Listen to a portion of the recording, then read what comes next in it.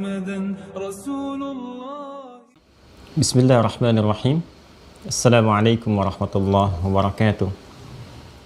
Baiklah, kita akan mencoba melanjutkan bahasan kita di pertemuan subuh kali ini waktu Indonesia bagian Barat dengan meneruskan kembali keterangan petunjuk Rasulullah SAW yang termaktub dalam kitab Sahih Al-Bukhari yang dihimpun oleh Imam Al-Bukhari di topik kedua dari 97 topik yang beliau tuliskan dalam kitab Sahih beliau, yaitu di Kitabul Iman.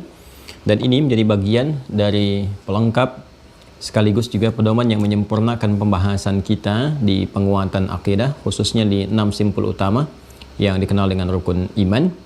Dan dari itu saya meminta kepada teman-teman semua, khususnya mahasantri di Mira, untuk menjadikan setiap topik bahasan kita menjadi bagian pelengkap dari kurikulum.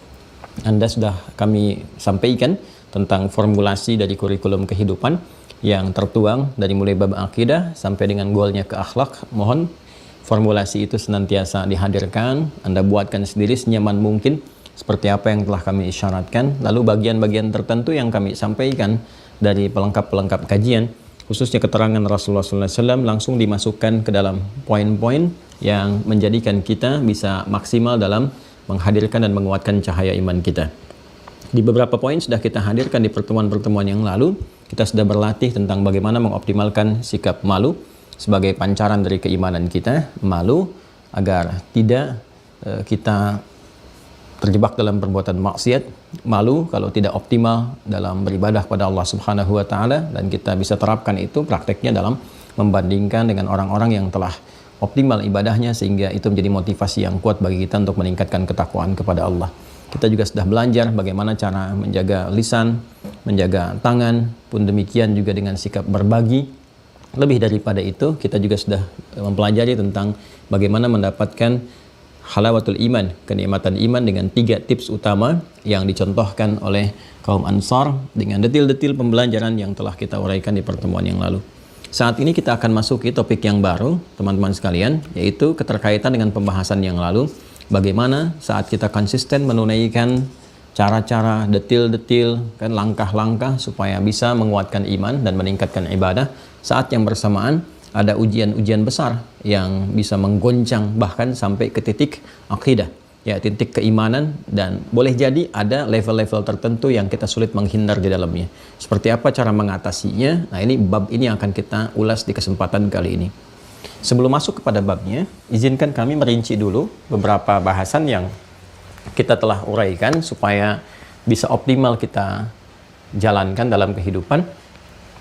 Jadi kita telah berusaha menghadirkan tentang, ya, kurikulum nabawi, kan? Kurikulum nabawi yang dimaksudkan di sini adalah pedoman pendidikan yang diarahkan langsung oleh Nabi Sallallahu Alaihi Wasallam dalam hal peningkatan iman, ya, peningkatan atau penguatan iman, kan, yang diharapkan bisa menghadirkan amal saleh dalam kehidupan.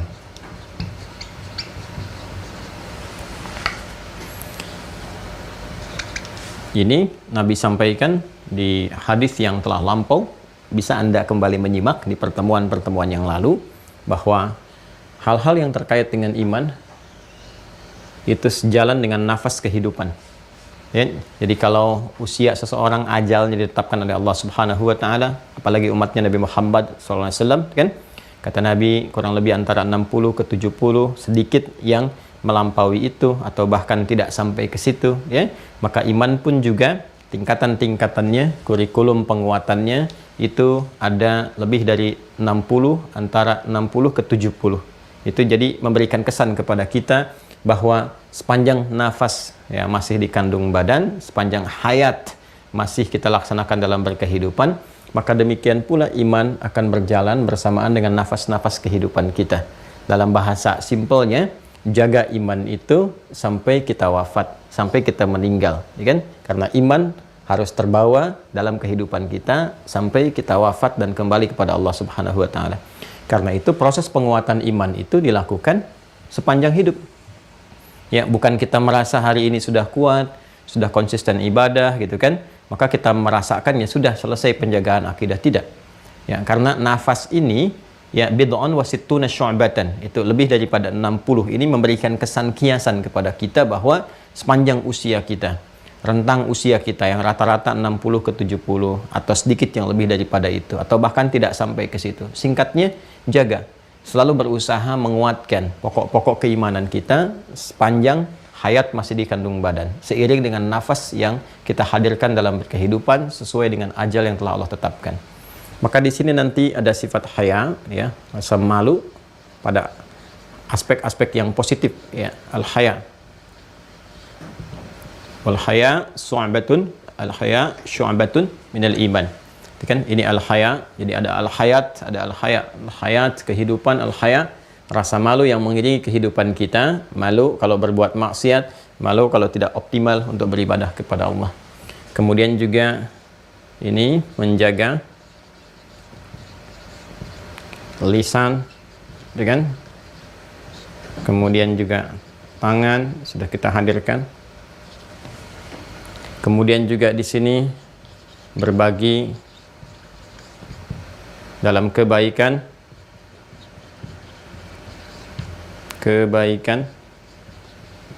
baik yang bersifat materi, kan, ataupun immateri. Kalau yang ini kita sudah pelajari tentang share makanan, dicontohkan tuh makanan, tapi bukan berarti harus fokus kepada makanan, ya. Bisa jadikan yang sifatnya materi, bisa makanan, bisa bahan pokoknya, ya kan? Sembako, bisa jadi juga boleh jadi uangnya, bisa jadi pakaian dan sebagainya, turunan-turunannya, ataupun yang sifatnya juga immateri, ya. Kedamaian, ketentraman, ya. Ifsya'us salam, taqra'us salam, ya, Anda menyampaikan salam, menghadirkan sapaan-sapaan kebaikan. Ini bagian-bagian yang kita telah hadirkan juga. Kemudian di situ diharapkan kita mendapatkan halawatul iman, ya, adalah puncak kenikmatan iman yang parameternya dibagi kepada 3 bagian lagi, dan telah kita tuntaskan di sini, menjadikan cinta Allah dan Rasul itu sebagai cinta pertama kita yang tertanam dalam jiwa, ya. Kemudian cinta sosial kita ditambatkan berdasarkan Allah dan Rasul, ya. Tidaklah seseorang an yuhibbal mar'a, ya kan? Tidaklah seseorang mencintai orang lain atau lingkungan atau sekitaran dia kecuali la yuhibbuhu illa lillah, kecuali cintanya itu dasarkan kepada Allah dan Rasulnya. Kemudian dia juga punya rasa benci untuk terjebak pada, ya, keburukan terhadap hal-hal yang dilarang, ya, terhadap segala hal yang dilarang. Dasarnya tetap yang pertama ini, Allah dan Rasulnya, ya. Jadi ini yang coba kita berlatih, menjadikan cinta kepada Allah dan Rasul sebagai yang paling utama, pondasi kita dalam beramal, beraktivitas, berperilaku. Nah, tentunya ini juga nanti punya detail yang telah saya terangkan dulu. Bagaimana menghadirkan cinta kepada Allah dan Rasul itu dengan cara mengeluarkan kurikulum kehidupan yang telah disampaikan oleh Nabi dari bangun tidur sampai tidur lagi, kita keluarkan satu persatu. Kemudian dari sini ada pancaran kita bersikap, otomatis kalau sudah nomor 1 hadir, nomor 2 otomatis sudah terbawa dengan sendirinya. Dan nomor 3 pun akan mulai muncul, terasa, karena lawan dari saleh itu salah. Orang yang menjadikan Allah dan Rasul sebagai tahapan dalam bersifat dan bersikap, sudah otomatis itu pasti saleh, ya kan? Karena saleh itu baik, sedangkan Allah maha baik, jalannya ke situ. Lawan dari saleh itu salah, otomatis kalau sudah saleh maka tidak menyukai yang salah. Demikian sebaliknya. Nah, ini kalau kita ingin melihat seperti apa kurikulumnya untuk mendapatkan ini, kenikmatan ini, maka kita diminta belajar dari Ansar, ya, meneladani ya, kaum Ansar.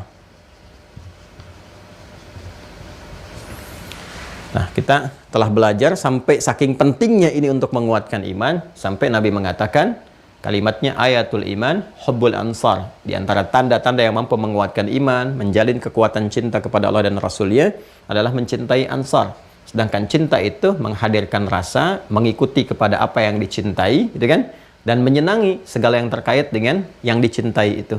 Jadi kalau ansar pernah mempraktikkan perilaku mulia, sifat-sifat baik dan sebagainya, maka rasa cinta kita, ya, yang tanda itu menguatkan iman, diikuti apa-apa yang pernah komitmen mereka di dalamnya. Ya, di antara kurikulum Ansar itu cara menguatkan iman, hal-hal detil amalan Ansar, ya, yang telah kita hadirkan juga di pertemuan yang lalu. Ya, apa itu? Singkatnya, bagaimana mereka bisa meningkatkan takwa kepada Allah ya dengan berkomitmen. Ini yang komitmen ini teman-teman sekalian yang paling penting. Dalam menjaga takwa ini yang mereka wujudkan lewat baiat, sumpah setia kepada Nabi sallallahu alaihi wasallam ya, untuk bisa berkomitmen mengikuti ajarannya, menolong dan menjaganya. Nah, ini kurikulum ini yang bisa kita dapatkan dari baiat Ansar kepada Rasulullah sallallahu alaihi wasallam, khususnya saat peristiwa baiat Aqabah yang kedua, yang 75 orang itu, dan dari 75, 73 laki-laki, 2 perempuan, mengeluarkan 12 yang terbaik. Di situ kemudian Nabi menyampaikan beberapa hal yang terlarang. Jadi dengan mengetahui lawannya, maka kita bisa menghadirkan ya contoh-contoh kebaikan yang didapatkan. Kalau kita ingin mengetahui sebuah definisi kan ada 3 caranya. Ya, didefinisikan langsung sesuai dengan konteksnya. Ya, apa itu bisa, ya kan? Bisa itu kita definisikan sesuai dengan konteksnya. Misalnya bisa adalah satu kemampuan yang hadir di dalam diri kita untuk mengerjakan satu hal tertentu. Tapi kalau kita tidak mengetahui itu, maka bisa dicari lawannya. Ya, maka apa artinya bisa gitu kan? Kita tahunya lawannya tidak mampu, maka dari tidak mampu ini kita mengetahui bisa kan, dan seterusnya. Demikian pula kalau kita ingin mengetahui kebaikan-kebaikan ini meneladani Ansor, maka kalau kita hadirkan kata teladan, biasanya kan lebih kepada konteksnya positif. Aspek-aspek positif kan? Nah, dengan mengetahui lawannya itu, gitu ya, lawan bidadhihi ya ta'raful haqiqah. Dengan mengetahui lawannya kita mengetahui esensi. Ya, apa lawan dari siang, malam, apa lawan dari hitam, putih gitu kan, dan seterusnya.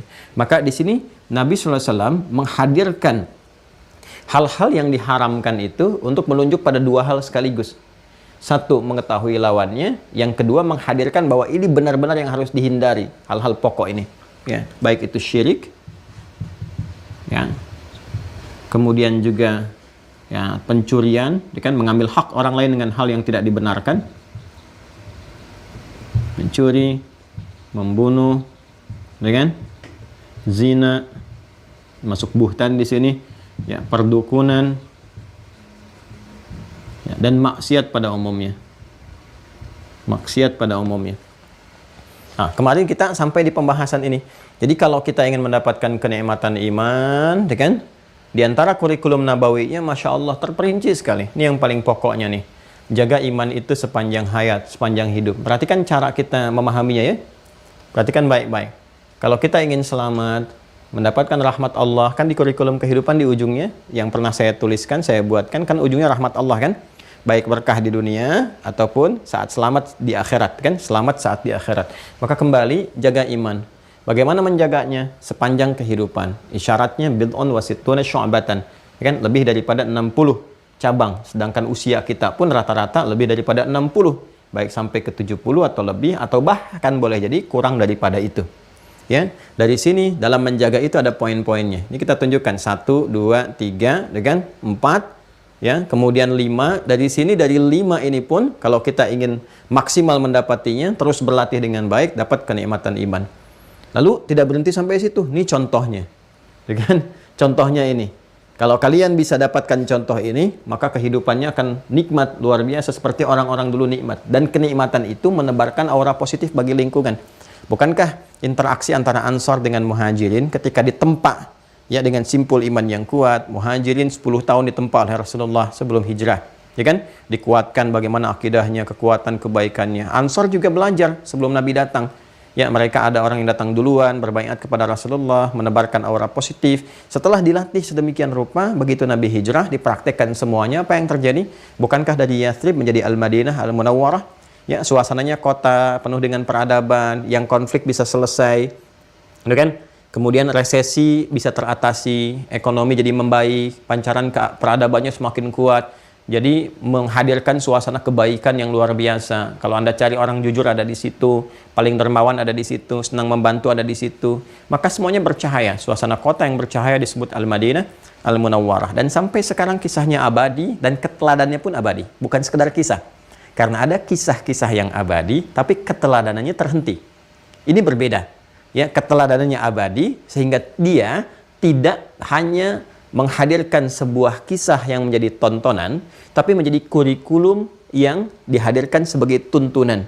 Jadi setiap masa, setiap era, setiap generasi berpotensi mendapatkan kemuliaan serupa sesuai dengan eranya jika mengikuti ini. Nah, kemudian kalau kita ingin tanyakan bagaimana caranya, maka di pembahasan kemarin ini komitmennya. Jadi hal pertama yang harus kita hadirkan komitmen dulu. Baiat dulu tuh sama ajaran-ajaran Rasulullah. Ya, komitmen, benar-benar kita akan melakukan. Kan kalimatnya sederhana, kalau sahabat disampaikan, mereka katakan sami'na wa ata'na. Sami'na wa ata'na. Kami dengar, kami taati. Ya, sesuai dengan kemampuan kita, karena Allah tidak menguji di luar batas kemampuan. La yukallifallahu nafsan illa wus'aha. Maka ini yang paling pokok, yang paling dasarnya. Ini. Ya, kalau kita ambil dari bawahnya kan, dari bawahnya sudah tahan dari maksiat. Jaga komitmen untuk nggak bermaksiat dulu. Dari ujung kepala sampai ujung kaki. Ya, kemudian akan ada level-level ini ke atas nih. Yang ini bisa meredupkan cahaya iman atau mengakhirinya seketika. Hati-hati, perdukunan ini bisa meredupkan cahaya iman atau bahkan mengakhiri. Kalau menghadirkan syirik itu sudah habis tuh, hilang cahaya total, jadi gelap itu. Ada kalau sudah syirik itu nanti Anda mau haji, mau umroh berkali-kali, mau macam-macam syirik, terjebak pada itu gugur seketika. Habitat a'maluhum, habis ketika. Sama dengan kufur. Hati-hati ya, sekarang kan tipis sekali tuh, tipis. Bahkan Nabi sudah menyampaikan dari dulu sebagai peringatan bagi kita, hati-hati. Ada orang-orang yang yusbihu mu'minan wa yumsi kafira. Ya, pagi-paginya beriman, nggak sadar, sore-sore dia sudah kufur. Ya, hati-hati. Dan sekarang tipis sekali. Nanti kita contohkan detil-detil tertentu yang boleh jadi itu kemasan-kemasan tertentu yang boleh jadi menghadirkan ini sifat-sifat yang sudah diantisipasi sejak dulu oleh Nabi SAW. Ya. Kemudian teman-teman sekalian ini, dari zina, dari mencuri dan sebagainya itu meredupkan cahaya. Jadi jaga ini semua. Nah, yang paling menarik adalah tentu penjagaan ini tidak akan berjalan begitu saja. Artinya ya normal-normal saja gitu, tidak. Ya, setiap tahapan dari ujian itu kan akan levelnya naik, ya kan, menyesuaikan dengan tingkat ketaatan kita. Karena setan kan nggak mungkin ya menghadirkan setan yang besar untuk menggoda orang yang kecil. Ya kan? Kalau imannya redup, ya nggak mungkin setannya levelnya pangkat-pangkat jenderal misalnya, ya kan? Atau kolonel. Paling-palingnya diutus yang bawah-bawahnya, itu kan, yang kopral dan sebagainya. Itu level-level untuk menggoda. Ini ilustrasi saja. Ya, tapi kalau orangnya kuat imannya, bagus imannya, ya setan juga akan menyesuaikan. Ya, bagaimana untuk bisa menyesuaikan orang seperti ini? Cara masuknya bisa berbeda. Dia punya khutwat, langkah-langkah yang strategis dari A sampai Z-nya sampai cadangan-cadangannya. Ya, jamaah dari kata khutwah, langkah-langkah strategis. Jadi kalau kita bikin skripsi, ya tesis atau disertasi, kan kita bikin khutwah dulu tuh. Ya, kerangka pembahasan dari mulai poin A, B, cara berpikirnya bagaimana. Ya, kemudian juga mushkilatul bahath, ya, ada rumusan pembahasannya seperti apa, gambarannya bagaimana, referensinya apa, itu disebut khutwah. Ya kan? Langkah-langkah mengerjakannya disebut khutwah. Kalau punya alternatif disebut khutuwat. Nah, setan itu udah sampai khutuwat tuh. Allah sampaikan kepada kita. Di Quran surah kedua Al-Baqarah ayat 168. Ya, paling kanan agak sedikit ke bawah. Ya ayyuhan nasu. Ada ayatnya? Ya ayyuhan nasu kulu mimma fil ardi halalan thayyibah. Quran surah kedua Al-Baqarah ayat 168. Ya ayyuhan nasu kulu mimma fil ardi halalan thayyibah wala tattabi'u khutuwatis syaitan. Itu pakai khutuwat. Ya. Wala tattabi'u khutuwatis syaitan. Ya. Seperti ini. Jamak dari kata khutwah. Khutwah. Seperti ini. Ya. Ini punya korelasi dengan kata khutwah. Konsepsinya. Ini konsepsinya. Konsepsinya. Ini langkahnya. Langkahnya. Sebetulnya sampai sini ini masih netral. Ya, masih netral, bisa positif, bisa negatif. Kita bikin khutbah, ya, konsepsi kerangka penulisan untuk skripsi, ya, tesis, disertasi, ini masih khutbah. Kita punya khutwatil haya, langkah kehidupan yang akan ditempuh. Ya, itu masih netral sebetulnya. Nah, tapi ketika dilekatkan dengan sosok, ya, atau sifat yang buruk yang menghadirkan was-was, di sini syaitan, maka ini otomatis jadi negatif. Ya. Nih ini menarik ya teman-teman. Sedikit saja, sedikit saya detilkan sedikit sebelum kita masuk ke sini. Karena ini yang penting untuk menghadirkan akar pemahaman sebelum kita mengaji hadis yang akan kita baca. Kalau kita nggak paham ini akan menjadi kajian biasa gitu. Ya, informasi saja, informatif sifatnya, yang mau nyiapkan silakan, enggak juga enggak. Tapi kalau kita paham ini dengan baik, nanti ada langkah-langkah strategis yang kita siapkan. Perhatikan baik-baik. Ini yang paling menariknya, di sini konsepsinya khutbah. Ini langkahnya khutbah. Ini jamaknya khutwat. Kalau ini baru konsep, ini sudah akan ke tahap eksekusi. Satu langkah.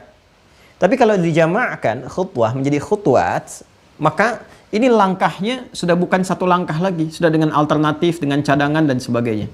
Langkah-langkah strategis, ya, dengan planning yang sudah jelas, ya, dan mapping yang sudah terukur. Dari angka strategi A, B, C, dan sebagainya.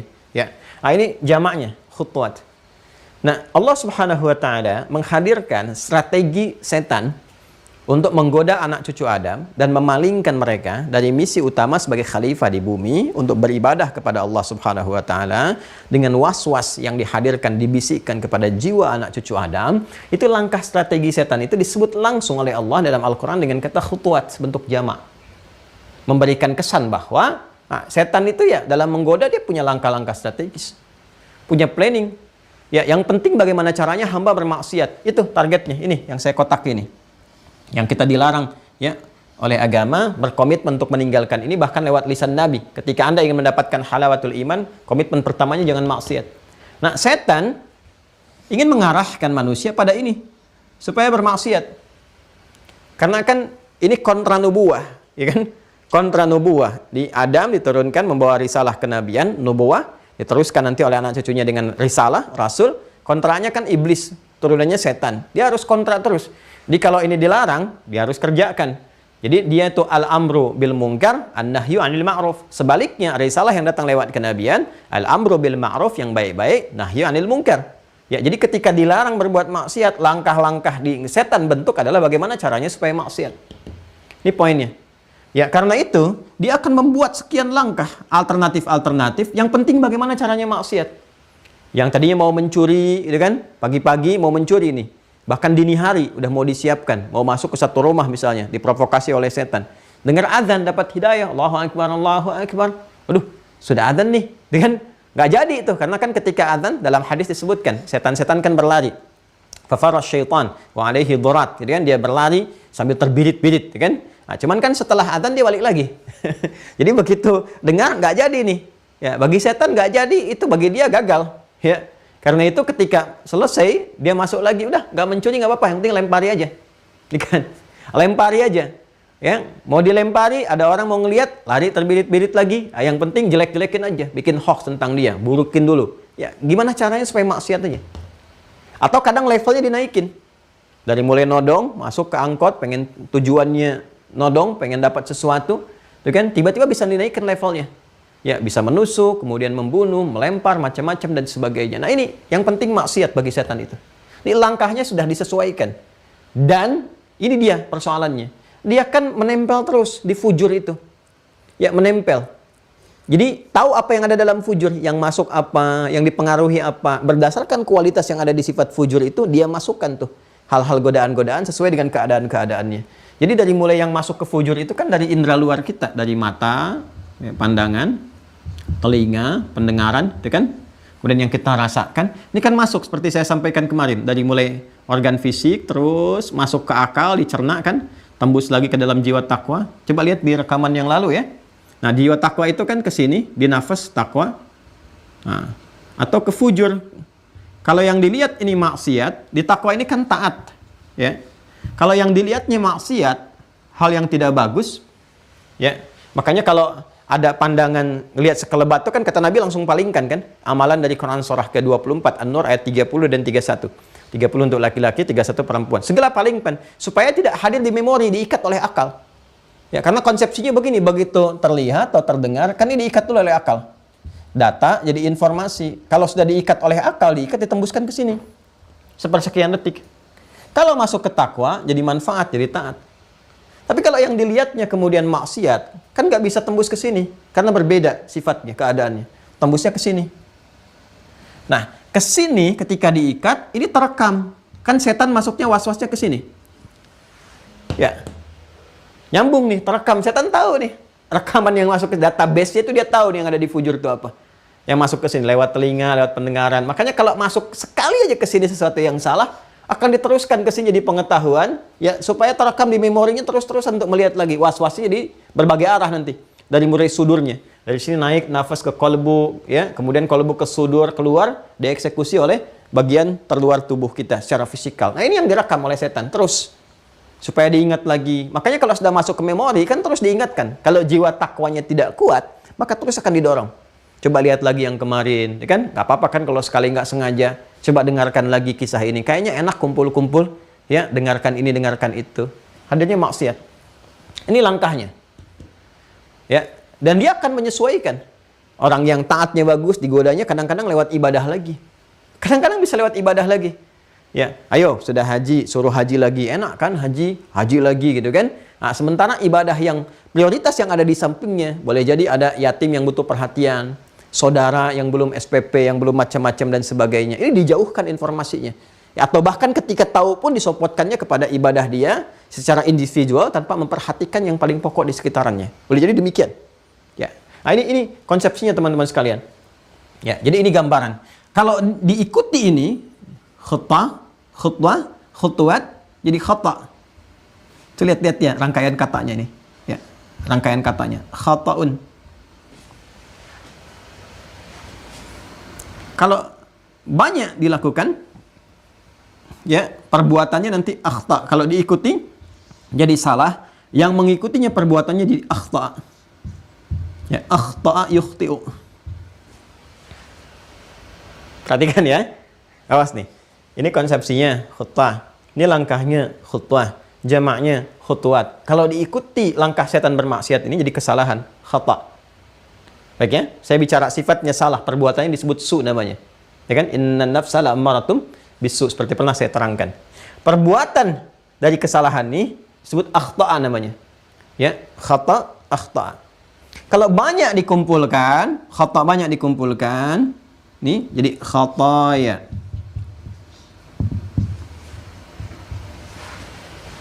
Fokus, ya. Jadi pelan-pelan sampai kita mengerti apa yang kita lakukan selama ini. Ulang ya, ulang. Ini langkah strategisnya, konsepsinya khutbah. Ketika akan dieksekusi berupa langkah khutbah. Bentuknya jama' yang mengcover segala kemungkinan untuk melangkah itu khutwat. Jelas? Setan dilekatkan dengan ini, khutwat, wala tattabi'u khutuwatis syaitan. Ya kan?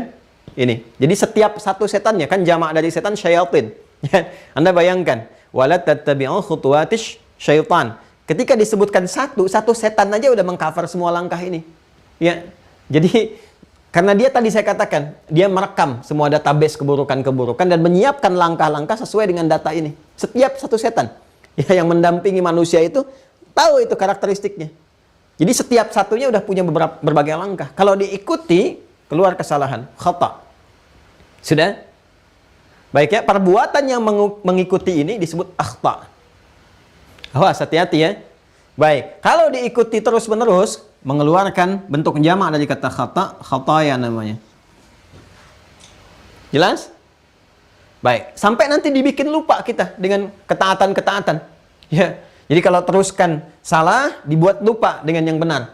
Makanya ketika orang berbuat salah itu kan diikuti was-was itu, kan ditutup dengan lupa kan yang benarnya.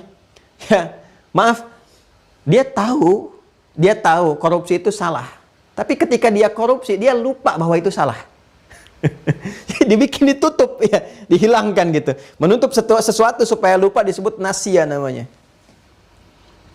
Nasya. Ya.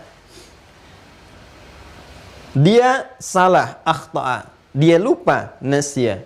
Saya salah, akhta'tu. Saya lupa, nasitu. Kita salah, kita pernah salah ya. Akhta'na. Kita lupa, nasina. Sehingga melahirkan khata dan khataya. Baik ya? Setiap hari kita mengakui teman-teman sekalian dalam sholat. Buat terkadang ya ada kelemahan kita untuk bisa menolak was-was dari setan itu sehingga terjebak dalam kesalahan, salah lihat, salah dengar. Coba deh ya, mohon maaf sekali. Ini kan baru sholat subuh tadi kan. Ini baru ngaji nih, baru ngaji. Antara subuh ke sini saja ke mau ngaji, Anda buka online, berapa kali mata salah lihat? Itu salah dengar, salah pikiran. Nanti ke zuhur tuh sampai siang, berapa kali nih? Salah lihat, salah dengar, dan turunan-turunan lainnya. Baik ya? Maka kita dalam sholat menyadari itu semua, kita keliru. Maka saat akan sholat kita memohon kepada Allah supaya yang salah-salah yang melekat dalam mata kita, telinga kita, dosa-dosa kecil yang kadang-kadang kita nggak sadar. Ya, walaupun kecil tetap dosa gitu kan. Ya, bukan dosa-dosa besar yang harus betul-betul ditaubati dengan cara yang benar. Tapi kita merasakan ini salah tangkap, salah memahami, salah pengertian, salah menduga dan sebagainya. Lalu kita akui. Bukankah kita bermohon kepada Allah dalam iftitah itu? Di antara doanya apa? Dari 12 doa itu salah satunya yang diriwayatkan oleh sahabat Abu Hurairah di Al-Bukhari itu, Allahumma ba'id baini wa baina khataya. Iya, ada ya pendeknya. Tuh. Allahumma ba'id baini wa baina khataya. Ya. Nah, ya di sini nisbah ngaku. Ya, pengakuan. Mengakui kita dosa. Ya, kita berbuat salah. Ya Allah, ini cara menerjemahkannya. Ya, ini indah terasanya kalau kita memahami ini. Ya Allah, hamba mengakui, ya kecilnya, bahwa sebelum sholat ini, hamba boleh jadi membawa banyak kesalahan. Akibat terjerumus dalam mengikuti bisikan-bisikan setan. Kan? Tapi hamba pun menyadari sepenuhnya bahwa Engkau maha pengampun, maha pemaaf. Maka mohon dengan sifat pemaafmu dan ampunanmu itu ya Allah, mohon jauhkan antara hamba dan kesalahan-kesalahan yang hamba perbuat akibat mengikuti itu langkah-langkah setan itu. Ya, sejauh Engkau jauhkan antara timur dengan barat itu yang tidak pernah bertemu. Kama ba'adta bainal masyriqi wal maghrib, yang tidak pernah bertemu. Maksudnya apa di sini? Karena nanti kita akan dipertemukan dengan kesalahan kita walaupun sedikit, diperlihatkan. Ya, wa may ya'mal mithqala dzarratin syarran yarah. Jadi yang jelek pun akan ditampakkan dan kita nggak mau melihat itu. Ingin dihijab oleh Allah, ditutup, dijauhkan seperti timur dan barat dijauhkan. Allahumma naqqini minal khataya, karena ada alif lam, ya-nya hilang. Ya, ya Allah, kalaupun begitu pekat itu, seperti noda yang melekat pada pakaian, ya kalau perlu ya Allah, bersihkan aja seperti noda dibersihkan dari pakaian sebersih-bersihnya. Ya, dengan pemutih dan seterusnya. Kama yunaqqa thawbul abyadu minad danas. Kalau perlu gunakan yang paling dingin sekalipun ya Allah. Bil ma'i wa thalji wal barad. Maksudnya kita ingin betul-betul bersih, seperti datang bersih, pulang pun pengen bersih. Nah, ini gambarannya. Kenapa? Karena kita yakin setiap kesalahan dan sifat lupa yang menghadirkan salah yang diperbuat itu, Allah punya sifat ghafran yang melekat kepada dirinya, ghafir, ghafar, ghafur, dan dengan rahmatnya mengampuni dosa tanpa batas. Qul ya ibadiyalladzina asrafu ala anfusihim, ya, la taqnatu min rahmatillah. Katakan Muhammad SAW kepada hamba-hambaku yang telah berbuat israf, ya, berbuat dosa yang berlebih dalam kehidupannya, jangan putus asa dari siapa? Dari siapa? Dari rahmatnya Allah Subhanahu wa taala. Dengan itulah kemudian, ya, dengan rahmat itu Allah melekatkan dirinya Rahman dan Rahim. Maka, pernahkah kita membaca akhir ayat Al-Baqarah itu? Quran surah kedua ayat 286, ya kan? La yukallifullahu nafsan illa wus'aha, laha ma kasabat. Ya, kalau benar ujian dilakukan, Allah tidak menguji dengan perintah, dengan larangan kecuali sesuai dengan kemampuan hamba. Kalau benar ditunaikan perintah, dijauhi larangan, dia dapat pahala. Laha ma kasabat. Wa 'alaiha maktasabat. Kalau dia bergeser, malah mengikuti tuntunan setan, berpeluang berdosa.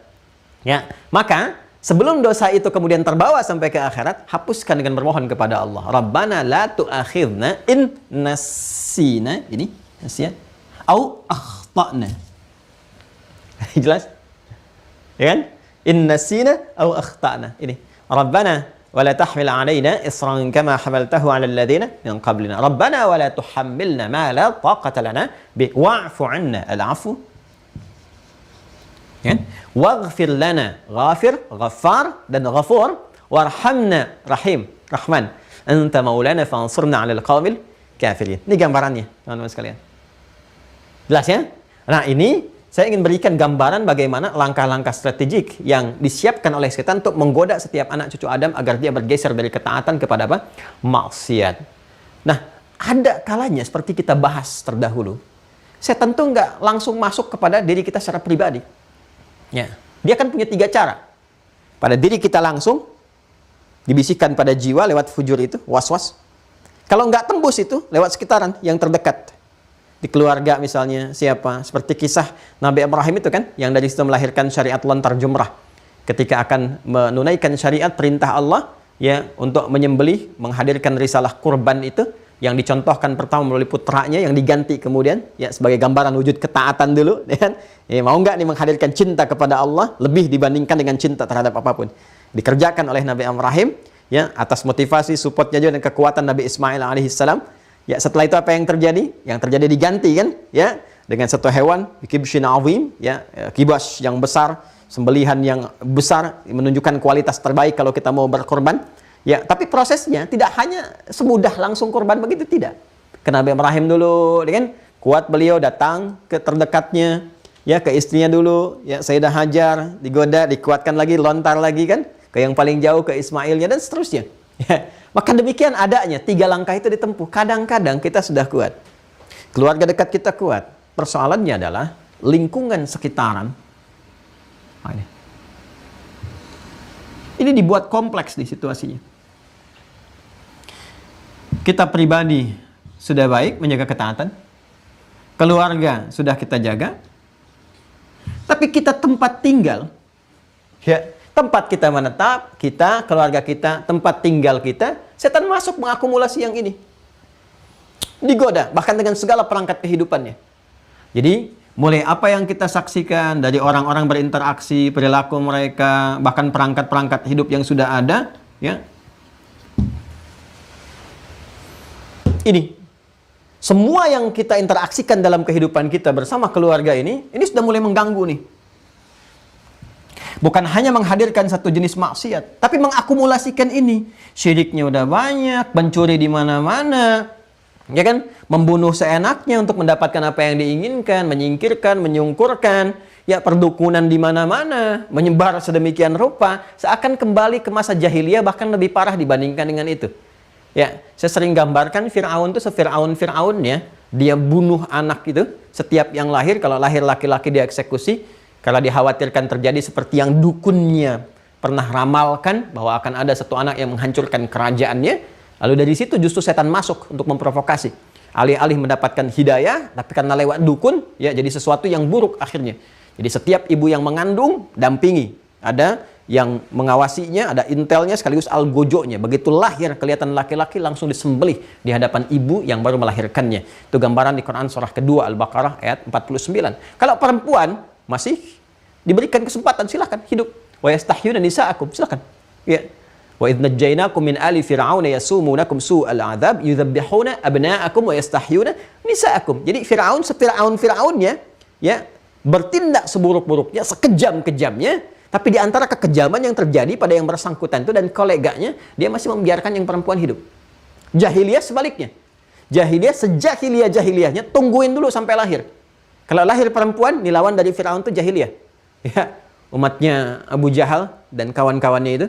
Ya, jadi kalau lahirnya perempuan, itu kalau ada ibu, mohon izin, maaf ya Bu ya, kalau mengisahkan tentang ini. Itu seorang ibu yang tengah mengandung itu di samping tempat tinggalnya, udah disiapkan satu lubang kuburan. Anda bayangkan. Memang tegangnya luar biasa. Jadi kalau lahir laki-laki, mereka senang, langsung semangat. Wah ini mulia keluarga itu. Tapi kalau lahir perempuan, langsung dikubur di lubang itu. Dia katakan aib. Jadi ini lawan paradoks ya langsung yang perbuatan Fir'aun. Kalau Fir'aun lahir perempuan, boleh laki-laki eksekusi. Ini sebaliknya. Lahir laki-laki hidup, perempuan eksekusi. Nah, sejahiliyah-jahiliyahnya jahiliyah, dia masih memberikan kesempatan. Kalau laki-laki, boleh. Se-Fir'aun-Fir'aunnya masih berikan kesempatan. Tunggu dulu lahir, baru dieksekusi. Dilihat, diputuskan berdasarkan tradisi buruk mereka. Bayangkan, ada zaman, ada orang-orang yang nggak peduli siapa yang lahir. Sebelum lahir, bahkan sudah dieksekusi. Aborsi aja nih. Ya kan? Udah nggak boleh lahir pokoknya. Dia nggak peduli mau laki-laki mau perempuan. Jadi se-Fir'aun-Fir'aunnya ditungguin dulu sampai lahir. Jahiliyah sejahiliyah-jahiliyahnya ditunggu dulu sampai lahir. Ada manusia ya di era satu masa satu zaman yang melebihi batas kezaliman Fir'aun, batas kezaliman umat jahiliyah. Nggak peduli mau laki-laki nggak perempuan, pokoknya nggak boleh lahir. Ya. Nah, ada satu tiba masa yang seperti itu menyebar. Pembunuhan dianggap seperti biasa, jadi berita biasa, syirik di mana-mana dan sebagainya. Dan dia tinggal di lingkungan yang seperti itu. Ya, kita alhamdulillah nih, kita melihat ada tanda-tanda demikian, kita masih bisa bertahan ibadah, lingkungan nyaman dan sebagainya. Tapi ada satu kondisi yang memang lingkungan seperti itu sudah menyemarak. Yang bahkan kalau nggak ikut hal-hal demikian, ya kan, malah jadi menghadapi lingkup banyak yang seperti ini. Ya, orang-orangnya, interaksi merekanya, bahkan jadi terbalik ini. Dianggap tidak toleran, tidak setia, tidak ikut tradisi, tidak ikut macam-macam. Ini dalam kondisi seperti ini apa yang harus dilakukan? Ya, atau minimal skala kecil daripada ini. Kita yang satu tempat, kita ingin menjaga maksiat, maksiat kan lawannya taat. Kalau menjaga maksiat itu, ya boleh jadi juga bukan berarti maksiat secara langsung ada di situ. Ya, tapi boleh jadi juga lawan dari itu sulit dilakukan. Lawan dari maksiat itu taat. Sholat itu taat, tidak sholat tidak taat, kan? Baca Quran itu taat, tidak baca Quran tidak taat. Anda tinggal di lingkungan yang mau sholat susah. Anda tinggal atau bekerja di pekerjaan yang mau sholat itu susah. Itu kan? Mau baca Quran itu susah, dan sebagainya. Ketika menghadapi situasi semacam ini, bagaimana solusinya? Yang ini sudah kita bahas dalam hijrah. Kan? Wal muhajir, kan? Dan orang yang berhijrah itu, kan? adalah orang-orang yang berhijrah, man hajara ma nahallahu anhu, yaitu orang yang berhijrah, berpindah dari satu kondisi kepada kondisi lain yang mendekatkan dirinya dengan Allah Subhanahu wa taala. Jadi persoalannya, kalau cuma kita bekerja di tempat yang sekiranya menyulitkan kita ibadah, cari pekerjaan lain yang mendekatkan kita dengan Allah. Itu hijrah. Ya, kita tinggal di lingkungan yang sekiranya menjauhkan kita dari Allah, cari tempat lain yang mendekatkan kita kepada Allah. Tapi kalau sudah kompleks seperti ini di mana-mana, apa yang kita lakukan? Dan biasanya kalau sudah Nabi sampaikan demikian, nah itu akan tiba kita kepada masa itu. Ya, masa-masa di mana kemaksiatan itu banyak berkumpul di sekitaran. Ya, kayaknya kemudian berkumpul. Mereka menyinergikan satu dengan yang lainnya, mengelompok, membangun kekuatan untuk bermaksiat dan seterusnya. Seakan-akan sehingga setiap langkah itu ya sulit menemukan tempat-tempat baik dan seterusnya. Seperti apa kita bisa menjaga kekuatan iman dan akidah seagama kita dalam kondisi demikian, saat kita bahkan baru berlatih untuk berkomitmen kepada ajaran agama seperti Ansor melakukannya. Nah, inilah bab yang akan kita bahas. Nah, kumpulan-kumpulan yang bisa mereduksi nilai ketaatan itu disebut dengan fitnah namanya. Kalau kita jamakkan disebut dengan fitan namanya. Fitan. Ya, ada fitnah, jamaknya disebut apa? Fitan. Maka kita akan baca sekarang babun. Satu topik pembahasan, subtopik pembahasan. Minad dini al-firaru minal fitan. Termasuk bagian dari agama, dari tuntunan ad-din, al-firaru minal fitan. Menghindar dari beragam fitnah. Menghindar dari beragam fitnah. Sudah? Saya kira sudah di-scan ini ya. Sudah di-scan dan sudah di-upload. Teman-teman tinggal download saja yang sudah terhubung kamera, di-download. Ini ada di subtopik yang ke-12, ya, halaman 26. Halaman 26. Ada ya? Bab minad dini al-firaru minal fitan. Yuk, saya tuliskan dulu. Bismillah. Ya, teman-teman sekalian, saya naikkan ke atas ya. Bab subtopik pembahasan minad dini al-firaru minal fitan. Nanti kita bahas hadisnya. Sengaja saya terangkan ini dulu supaya jadi pengantar untuk menghadirkan pemahaman yang kuat tentang subtopik yang akan kita bahas. Minad dini termasuk bagian dari ad-din. Ini sudah saya terangkan min kan litab'id, masih ingat di beberapa edisi sebelumnya saya terangkan tentang min. Termasuk bagian dari ad-din. Kalau sudah disebutkan ad-din menggunakan alif lam, itu spesifik. Ya, yang dimaksudkan Islam. Yang dimaksudkan apa? Islam. Quran surah ketiga Ali Imran ayat 19. Innad dina, kan? 'Indallahil Islam. Ya. Innad dina, sungguh yang dimaksud din indallahi, di sisi Allah, maksudnya yang dibenarkan diridhai oleh Allah itu al-Islam. Ini jelas ya? Ya, karena itu kalau sudah mengacu kepada ad-din, konsepsinya yang dimaksudkan dengan Islam. Ada orang-orang yang berkeyakinan bahwa apa yang diyakininya itu sebetulnya konsepsi ad-din. Ya, sehingga kata Allah, ya sudah kalau kamu anggap demikian ya, kamu berdasarkan din yang kamu yakini. Maka turun kemudian al-kafirun itu lakum dinukum waliyadin. Kan? Apa yang kamu yakini silahkan, kalau kamu anggap itu ad-din silahkan. Tapi yang diridhoi oleh Allah itu yang dimaksudkan Islam. Karena itu dikatakan kuliah ayyuhal kafirun. Hai orang-orang yang masih menutup diri dari cahaya Islam. Itu din yang sesungguhnya. Ya kan? Wa may yabtaghi ghairal islami dina fala yuqbala minhu. Siapa yang mencari din selain ini enggak akan diterima oleh Allah. Ini apa yang kita yakini ya, dari keyakinan umat Islam, dan itu bisa dikomparasikan, silahkan. Dikaji, dikomparasikan, diriset, dibandingkan sampai menemukan keyakinan yang sesungguhnya. Tapi lebih daripada itu pun la ikraha fid din, enggak dipaksa. Kalau kesimpulannya Anda bertahan dengan apa yang Anda yakini, silahkan. Nah, kita meyakini apa yang kami yakini. Dan nanti ketika pulang kepada Allah, masing-masing mempertanggungjawabkan. Sangat objektif kan ya? Baik ya. Nah, la a'budu ma ta'budun. Kami nggak bisa menyembah apa yang kalian sembah. Wala antum a'buduna ma a'bud. Demikian pula kalian pun tidak harus repot menyembah apa yang kami sembah.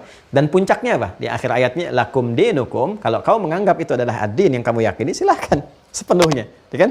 Waliya dini, dan ini yang aku yakini, ya kan? Nah, apa yang aku yakini itu innad dina 'indallah, yang Allah tetapkan. Ini kualifikasinya, ini syaratnya, ini ketentuannya, ini ajarannya dan turunan-turunannya. Termasuk ini rasulnya. Ya kan? Apa itu? Islam. Nah, minad dini, jadi kalau sudah tahu yang dimaksud ini Islam, minad dini termasuk bagian dari Islam itu, ya, ajaran dari Islam. Kalau sudah Islam, pokoknya apa? 5 kan rukunnya?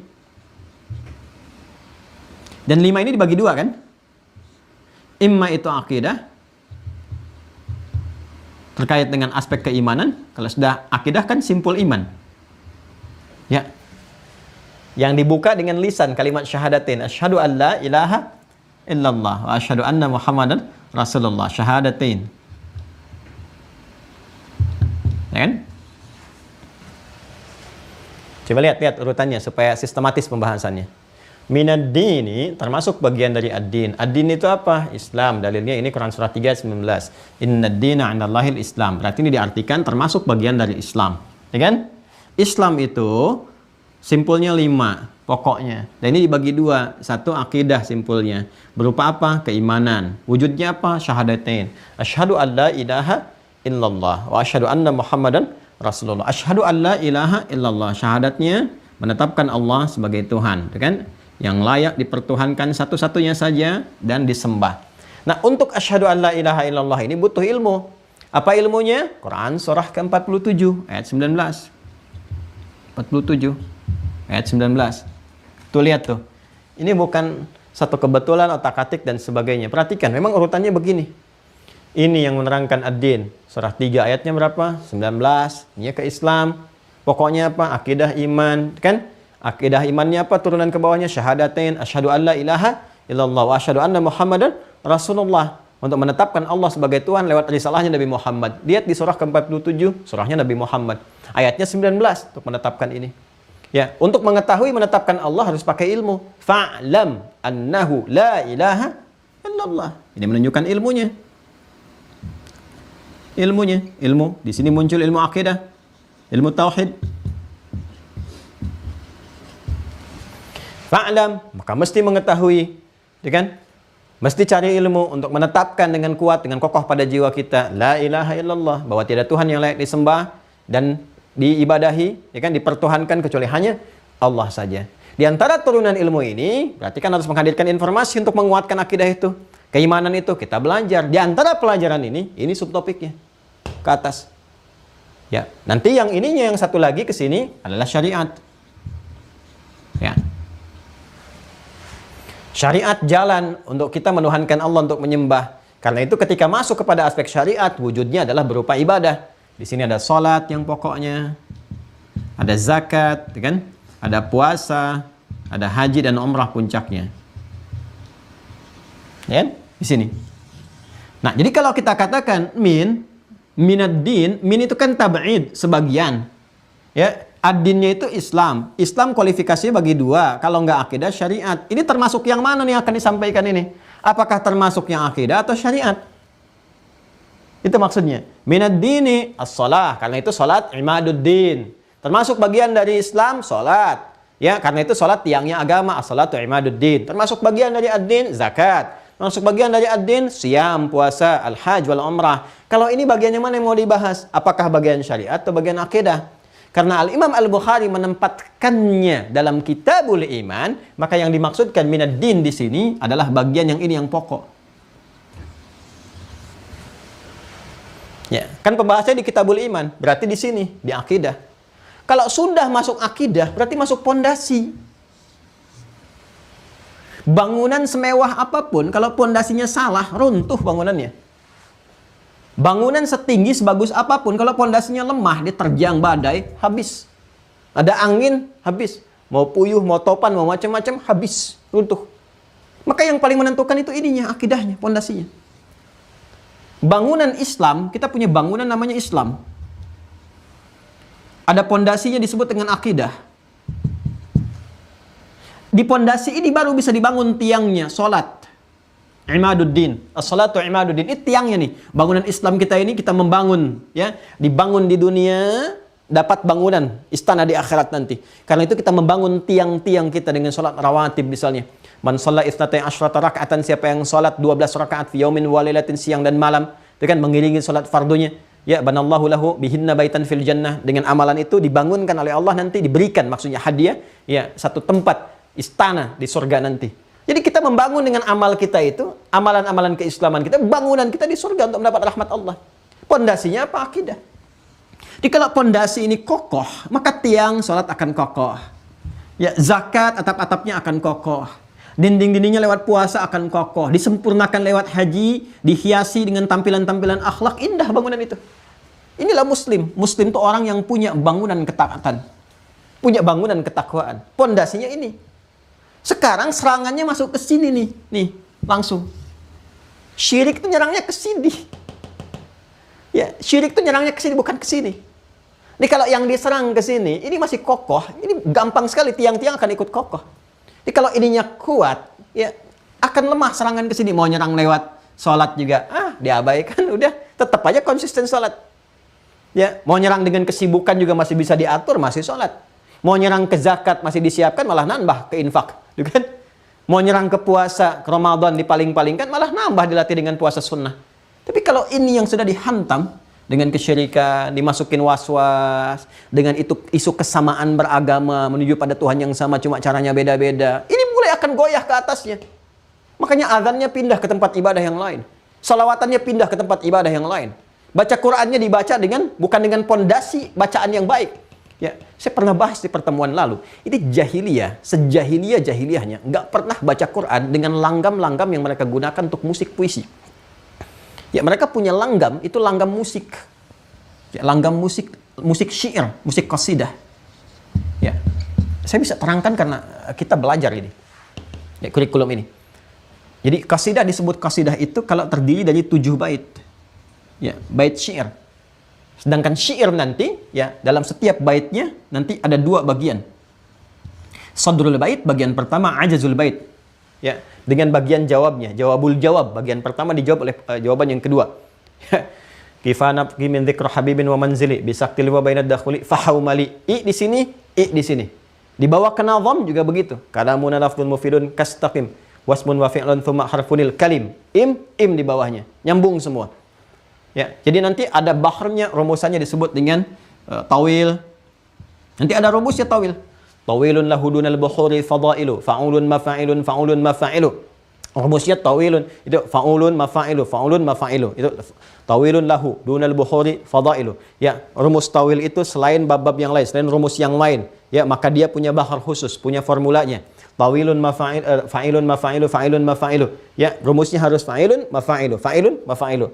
Ya. Nanti kemudian ada rajas lagi. Mustaf'ilun, mustaf'ilun, mustaf'ilun. Mustaf'ilun, mustaf'ilun, mustaf'ilun. Ada madid punya rumus sendiri. Nah, itu rumus itu dipakai nanti, ada syarat yang lain mengikuti. Harus ada fasahah, kefasihan dalam bahasanya. Bagus rumusnya, sesuai, tapi nggak fasih, nggak diterima. Cacat nih syairnya. Ya, ada zihaf, ada ilat dan sebagainya. Kemudian ada apa lagi? Ada khayal, imajinasi yang tinggi. Semakin bisa berimajinasi, semakin tinggi tingkat imajinasi, semakin bagus kualitas syairnya. Makanya sebagian ada yang minta bantuan kepada jin dari kalangan setan untuk diberikan informasi-informasi tertentu yang nggak ada di kalangan manusia. yang hidup pada umumnya saat itu. Sehingga dia punya sesuatu yang diperdayai oleh jin sebetulnya tentang ini, tentang itu. Dia munculkan tuh. Jadi dikira hebat. Jadi ada khayal, imajinasi, ada fasahah, ada uslub. Ya, gaya dia dalam menghadirkan puisi itu, syair itu. Lalu ada irama, ada musik. Ya, ada iramanya, jangan dikira nggak ada irama. Madid, mufa'alatun fa'ilatun. Di bawah diterapkan, bikin kasidah. Tala'al badru alaina min thaniyatil wada'. Ya, itu ada iramanya, itu iramanya irama madid. Tapi apakah Anda kira orang-orang pada saat itu ketika masuk Islam, menerima Islam, kemudian baca Quran, dia baca dengan irama-irama musik ini, kasidah, irama-irama syair? Tidak. Pernah nggak dengar irama sampai sekarang orang Arab baca misalnya surah Ad-Duha dengan irama madid? Ya, irama madid itu kalau dibawa ke kasidah yang Tala'al Badru, Tala'al Badru alaina min thaniyatil wada'. Pernah nggak dengar orang Arab baca surat Ad-Duha dengan lagam itu misalnya? Wad-duha wal-laili idza saja. Pernah? Kan tidak. Jadi sejahiliyah-jahiliyahnya orang jahiliyah, mereka tidak pernah menggunakan ini irama-irama dalam musik, dalam syair, dalam kasidah mereka untuk baca Quran, karena mereka tahu ini berbeda. Makanya ketika Allah turunkan pun kalimat tegas membantah mereka ketika menuduh ini Quran itu syairnya Muhammad, ini mereka tertolak sendiri. Dilihat nggak ada baharnya, dilihat rumusannya nggak ada, iramanya bukan irama musik yang seperti mereka dendangkan. Makanya Allah langsung mengatakan wa ma huwa biqauli syair. Al-Quran bukan bagian dari syair, karena itu nggak bisa dibaca pakai irama syair. Nah, jadi kalau ada orang membaca Quran dengan irama-irama musik tertentu yang dia gunakan misalnya pada kekinian, ya, itu lebih parah dibandingkan orang jahiliyah, karena orang jahiliyah pun nggak pernah melakukan itu. Maka ada yang salah gitu. Ya, apalagi kalau bawa di kelagam Sunda misalnya, kelanggam Jawa misalnya, kelanggam Sumatera, langgam macam-macam atau di luar, maka itu nggak pernah dilakukan di masa-masa dulu, sejahiliyah-jahiliyahnya mereka. Jadi jangan pernah ada baca Al-Fatihah dengan apa namanya, langgam manuk dadali misalnya. Iyyaka na'budu wa iyyaka nasta'in. Bubar salat itu. Ya. Jelas ya? Nanti besok-besok kita tidak berharap ada orang-orang baca Quran dengan irama musik tertentu, lagu tertentu dipakai ke situ. Ya. Walaili idza yaghsha wan nahari idza tajalla. Bahaya tuh, hancur kemudian salat. Hancur bacaan Quran. Paham ya? Nah, jadi jangan pernah memaksakan sesuatu yang memang bukan bagiannya. Dan itu bisa beresiko tinggi. Apalagi kemudian dibacakan tuh di tempat ibadah orang lain. Dibacakan dengan narasi-narasi kreatif, dengan langgam-langgam tertentu. Wah, itu fatal itu. Segera syahadat lagi ya. Ya, segera syahadat lagi. Nah, ini nyerangnya ke sini, ke pondasi ini. Jadi kalau sudah pondasinya kena nih, akidahnya kena, maka praktek ibadah pun akan kacau. Adzan di tempat orang lain, sholawatan di tempat orang lain, di masjid nggak ada yang adzan, nyari-nyari yang adzan. Kemana yang adzan nih? Lagi adzan di tempat ibadah orang lain. Ya kan? Nah, ini kita hanya melihat kemungkinan-kemungkinan terjadi. Kalau itu hadir terjadi, maka segera kita doakan supaya kembali. Dan itu diperbaiki. Boleh jadi karena ketidaktahuan, karena serangan ini halus sekali. Nah, lewat paham-paham tertentu. Nah, ini paham persamaan agama, ya kan? Paham-paham liberalisme, sekularisme. Ini penyakitnya langsung menghunjam ke akidah, bukan ke sini. Ke sini langsung. Ini yang kita tolak. Karena itu saya kalau udah bicara masalah akidah, saya tegas. Bukan kasar, tapi tegas. Beda antara tegas dengan kasar. Tidak. Ya, kalau tegas itu proporsional. Kalau kasar itu sudah negatif. Ya, jadi kita tidak menghujat A, B, C, tidak. Kita memperbaiki perbuatannya supaya tidak salah. Ya, tidak keliru. Karena ini fatal. Kalau ini habis, ini bangunan tuh nggak ada gunanya. Hancur seketika. Faulaika habitat a'maluhum fid dunya wal akhirah. Orang-orang yang kufur bahkan syirik itu habitat a'maluhum, habis semua bangunannya fid dunya, di dunia enggak ada nilainya, di akhirat jadi abu bertebangan. Ya, ulaika ashabun nari hum fiha khalidun, dan mereka berpotensi menjadi penduduk neraka, kata Allah. Allah yang sampaikan. Ya, kalau baca Quran, kalau enggak baca Quran enggak tahu, makanya kita infokan ini supaya enggak terjadi. Nah, ini teman-teman sekalian. Jadi serangannya ke sini nih. Nah, ini minad din, termasuk bagian dari ad-din, kan? Yang mana nih? Apakah aspek akidah atau syariat? Karena yang dibahas terkait dengan kitabul iman, iman itu ada di akidah. Makanya pembahasan ini menjadi penting. Karena apa? Karena kalau ini runtuh, bangunan yang lain tuh tidak berfaedah. Apa yang harus dipertahankan? Yang harus dijaga dari ini? Yang saya terangkan di awal. Masih ingat?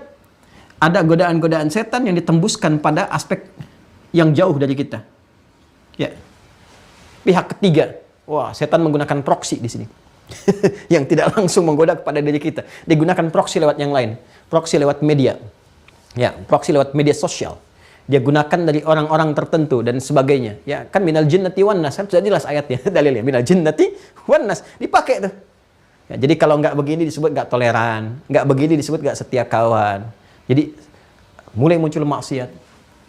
Dari mulai pacaran, zina jadi kebiasaan, dari penipuan, korupsi sudah biasa, pembunuhan dianggap gampang sehingga beritanya nggak seheboh orang-orang dulu. Kita mendengar ada meninggal udah melewati 3 bukit pun masih tahu kita itu siapa, bagaimana keadaannya. Sekarang tiap hari diberitakan, diperdengarkan, dilihat oleh pandangan kita dan sebagainya. Nah, untuk menyentuh pada diri kita. Sadar nggak kita akan wafat? Tahu nggak bahwa ini maksiat? Harus hindari. Jadi kalau sudah ditampakkan di hadapan kita, terdengar telinga kita, tiap hari Anda buka berita, 80% isinya tuh berita tentang maksiat. Tentang pembunuhan, perampokan, pencurian. Si ini begini, drama ini begitu, di drama pun disebutkan pula dan sebagainya. Itu belum membuat kita sadar untuk menjauhi itu semua. Kalau 80% dari berita sudah menyampaikan tentang maksiat, diinfokan maksiatnya, maksiat tentang korupsi, tentang mencuri, tentang zina dengan segala kemasannya, mau selingkuh, mau macam-macam dan sebagainya, tentang LGBT dan seterusnya, belum membuat kita sadar untuk meninggalkan ini semua. Dengan cara apa lagi harus diberitakan? Nah, sekarang kalau satu fitnah itu kan muncul dari sisi yang lain, ya, tapi ujiannya kita dilibatkan di dalamnya. Ya, boleh jadi terjadi pada sosok yang lain, tapi kita dilibatkan di dalamnya. Bisa berdampak kepada kita. Kalau langsung kepada kita itu bala. Semakin tinggi ibtila. Kan? Ujian langsung dihadapi. Nama umumnya musibah. Jadi musibah begini. Wah, ini kalau sudah bicara satu kata, tembusnya kemana-mana, nggak apa-apa ya, supaya paham ya. Ini musibah segala yang menimpa kita. Umum. Alladzina idza asabathum musibah qalu inna lillahi wa inna ilaihi raji'un. Kata musibah pertama kali disebutkan di Quran surah kedua Al-Baqarah ayat 156. Ya kan? Ayat 156. Nah, setiap yang langsung menguji kitanya, ya ini kan umumnya nih. Di dalam musibah ini nanti kalau menguji kepada kita disebut bala. Balaun. Ya, Al-Baqarah ayat 155. Wala nabluwannakum bisyai', ya, minal khaufi wal ju'i wa naqsin minal amwali wal anfusi wath thamarat wa basyiris sabirin. Kami akan uji nih siapapun kalian, wala nabluwannakum ke kita. Dengan apa saja? Khauf, kegelisahan. Kita gelisah, ya kan? Dengan sesuatu, dengan anak, dengan tetangga, kerabat, bahkan dengan ustadz dan sebagainya. Ya kan? Kemudian wal ju', rasa lapar. Ya, ustadz mau selesai jam berapa nih? Kemarin sih alhamdulillah 1 jam cepat selesai. Sekarang kok udah lewat 1 jam belum selesai. Saya lapar. Ju'. Ada yang bertanya, kok cepat sih ustadz? Ini saya baru tiba dari luar kota. Tadi malam dini hari, jam 1. Alhamdulillah udah bisa live pagi. Ya. Jadi, walju wa naqsi minal amwal, harta berkurang. Ini setiap kita diuji dengan sakit, dengan ini. Semakin tinggi tingkat ujian bala, maka katanya bertambah jadi ibtila. Jadi ibtila.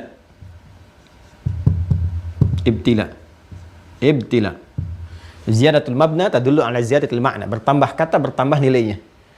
Karena itu para nabi menggunakan ibtila. Nabi Ibrahim diuji, wa idzibtala, ibtala yabtali ibtila. Al-Baqarah ayat 124. Quran surah 2 ayat 124, paling kanan di pertengahan. Wa idzibtala Ibrahima rabbuhu. Awas jangan baca Ibrahimu ya. Ibrahima rabbuhu bi kalimatin fa atammahunna. Jadi tingkat dari ini bala jadi ibtila. Nah, orang yang diminta belajar dari ini, dari bala, dari ibtila, atau dilibatkan walaupun tidak secara langsung dikenai, tapi diminta belajar atau bahkan dituduhkan ke sini, dimaksudkan ke pihak yang ini, itu disebut dengan fitnah namanya ujiannya. Fitnah. Misal, anak, ya, yang diujinya anak nih, nangis, apa dan sebagainya. Tapi kita yang diminta belajar orang tuanya. Maka anak jadi fitnah untuk kita. Ujian untuk kita lewat anak. Ya. Nah, dari harta diuji. Dari pasangan, ya, suami diuji lewat perilaku istri. Demikian sebaliknya. Maka itu yang dimaksudkan fitnah. Yang berlaku istrinya, tapi prakteknya ke kita untuk belajar. Dampaknya kita kena bagian dari itu. Ya, inna min azwajikum wa auladikum fitnah. Ya, baik. Sungguh termasuk bagian dari pasangan. Azwaj itu pasangan diartikan. Jadi bisa jadi lelaki suami ujian untuk istri atau sebaliknya. Dan juga dari anak-anak. Ini fitnah. Ya, boleh jadi yang banjir wilayah A. Tapi itu jadi fitnah untuk kita. Artinya diuji bagaimana kita bisa menghadirkan sifat baik untuk berkontribusi pada suasana itu. Keadaannya musibah, ya kan? Yang diuji langsungnya bala. Kalau meningkat ibtila, ya kita yang terlibat dari jauh atau kena bagian dari itu, kena percikannya, ataupun datang di sudut itu dilibatkan, baik konteksnya positif untuk menguji tingkat kebaikan kita supaya berkontribusi, atau negatif, tuduhan yang sifatnya dituduhkan langsung kepada kita dari perbuatan yang buruk, yang negatif. Ya, misalnya yang merampok itu si A dituduhkan kepada pihak yang lain, itu fitnah namanya. Jadi bisa jadi ini negatif, bisa jadi hal positif yang diminta kita berkontribusi, masih netral. Jamaknya disebut dengan fitan. Nah, fitan yang dimaksud di sini, ini yang bagian negatifnya yang ini nih. Jadi yang berbuat maksiat orang lain, tapi yang kesulitan kita. Yang mabok orang lain, yang kesulitan kita. Ya kan? Ini kalau nggak diluruskan yang seperti ini dampaknya lebih besar lagi. Saya ngaji di kitab Al-Musnad Imam Ahmad bin Hanbal. Musnad yang pertama, Musnad Abu Bakar As-Siddiq radhiyallahu ta'ala anhu. Allahu Akbar. Ini kalau ada orang banyak maksiat dan sudah tidak mampu meluruskan lagi, Allah beri peringatan lewat bencana, lewat musibah. Dan kadang-kadang musibah itu nanti menimpa secara umum karena udah nggak ada orang yang ingatkan lagi. Yang lain kena bagiannya. Coba ketika kena nanti sifatnya bisa berbeda. Kalau yang ini langsung hukuman, yang ini bisa jadi rahmat. Dalam keadaan sudah, kalau kamu nggak bisa mengingatkan dan sebagainya, kamu ingatkan nggak mampu, wafat sekalian. Yang ini syahid nanti dengan bencana. Bisa jadi banjir, tsunami, bisa gempa, bisa macam-macam. Yang ini hukuman sekaligus. Ya, karena itu kita ingatkan, kita ingatkan, kita ingatkan. Cuma kalau sudah terakumulasi fitnahnya sedemikian besar dan sebagainya, maka apa yang terjadi? Sudah mengumpul dari fitnah jadi fitan ini. Maka bagaimana sikap yang baik menghadapi ini semua? Maka disebutkan langsung ya oleh Imam Al-Bukhari mengambil judul dari hadis Nabi sallallahu alaihi wasallam, al-firar minal fitan. Berlari sekencang-kencangnya. Berlari sekuat-kuatnya. Ya, dibahasakan dengan bahasa yang halus, menghindari fitan, menghindari semua hal yang melemahkan iman kita, menghindar sekuat-kuatnya, kemudian berlari sekuat-kuatnya. Hindarkan itu semua. Jadi kalau ada, mohon maaf ya, kampanye-kampanye yang persamaan agama, kampanye-kampanye toleransi yang melewati batas-batas toleransi sesungguhnya, ya, kampanye-kampanye yang mendangkalkan akidah, dipaksa kita untuk mengenakan pakaian-pakaian tertentu yang menunjukkan kesyirikan dan sebagainya, maka menghindar secepat-cepatnya. Tahu tikus? Tikus, tahu? Tikus itu bahasa Arabnya fa'run. Fa'run. Nih. Kenapa tikus disebut dengan fa'run? Salah satunya ada kaitan dengan kata firar. Firar itu asalnya dari kata farwa ya firru, firaran. Farwa ya firru. Tahu tikus? Kalau udah ketahuan larinya bagaimana? Gitu kan? Terus masuk ke lubang kan? Ya, dia bersembunyi cepat masuk ke lubang. Ya, ngelihat kucing langsung lari. Gitu kan? Makanya dikatakan itu tikus lari terbirit-birit. Masuk ke lubang. Ke lubang itu tempat perlindungan dia. Karena itu firar disebut dengan firar. Seakan-akan memberi kesan. Seperti halnya tikus ketika ada sesuatu yang akan memangsa, membahayakan. Lari terbirit-birit, berlindung di balik lubang. Kalau Anda mendapati orang-orang atau perbuatan-perbuatan perilaku yang menyimpang, membahayakan akidah, cepat menghindar seperti tikus menghindarinya. Ya kan? Menghindar dengan cepat, kalau perlu cari tempat berlindung yang di situ terjaga akidah Anda, terjaga din Anda, terjaga keislaman Anda, sekalipun mesti meninggalkan kenyamanan-kenyamanan yang dirasakan, tapi membahayakan untuk akidah. Namanya dunia, senyaman apapun pasti akan sirna. Ini yang pernah dilakukan oleh Ashabul Kahf, yang setiap Jumat kita belajar membacanya. Ya, selain ada yang baca Yasinan, Baqarahan, An-Nisaan, Ali Imranan, ada juga yang Al-Kahfan. Ya, begitu membaca Al-Kahfi, di antara kisah yang viral yang pertama kali apa? 7 orang pemuda itu kan, yang kemudian meninggalkan fitnah yang sudah menggoncang akidah, diburu dan sebagainya. Dia memilih tinggal di gua dan di situ Allah berikan kenyamanan dan seterusnya. Karena dia tahu dunia itu fana. Sekalipun dia merasakan kemewahan dan sebagainya, tetap akan sirna juga. Pada akhirnya semua kembali kepada Allah dengan amalannya. Jadi gambaran cepatnya judul Minad Dini Al-Firaru Minal Fitan. Fitan yang dimaksudkan ini, kemudian gambarannya seperti ini, larinya sampai mendapatkan tempat bernaung seperti apa yang tadi diutarakan. Sekarang kita bacakan hadisnya. Jadi yang tadi pengantarnya. Masya Allah. Bismillahirrahmanirrahim. Yuk kita bacakan hadisnya. Qala al-Imam al-Bukhari.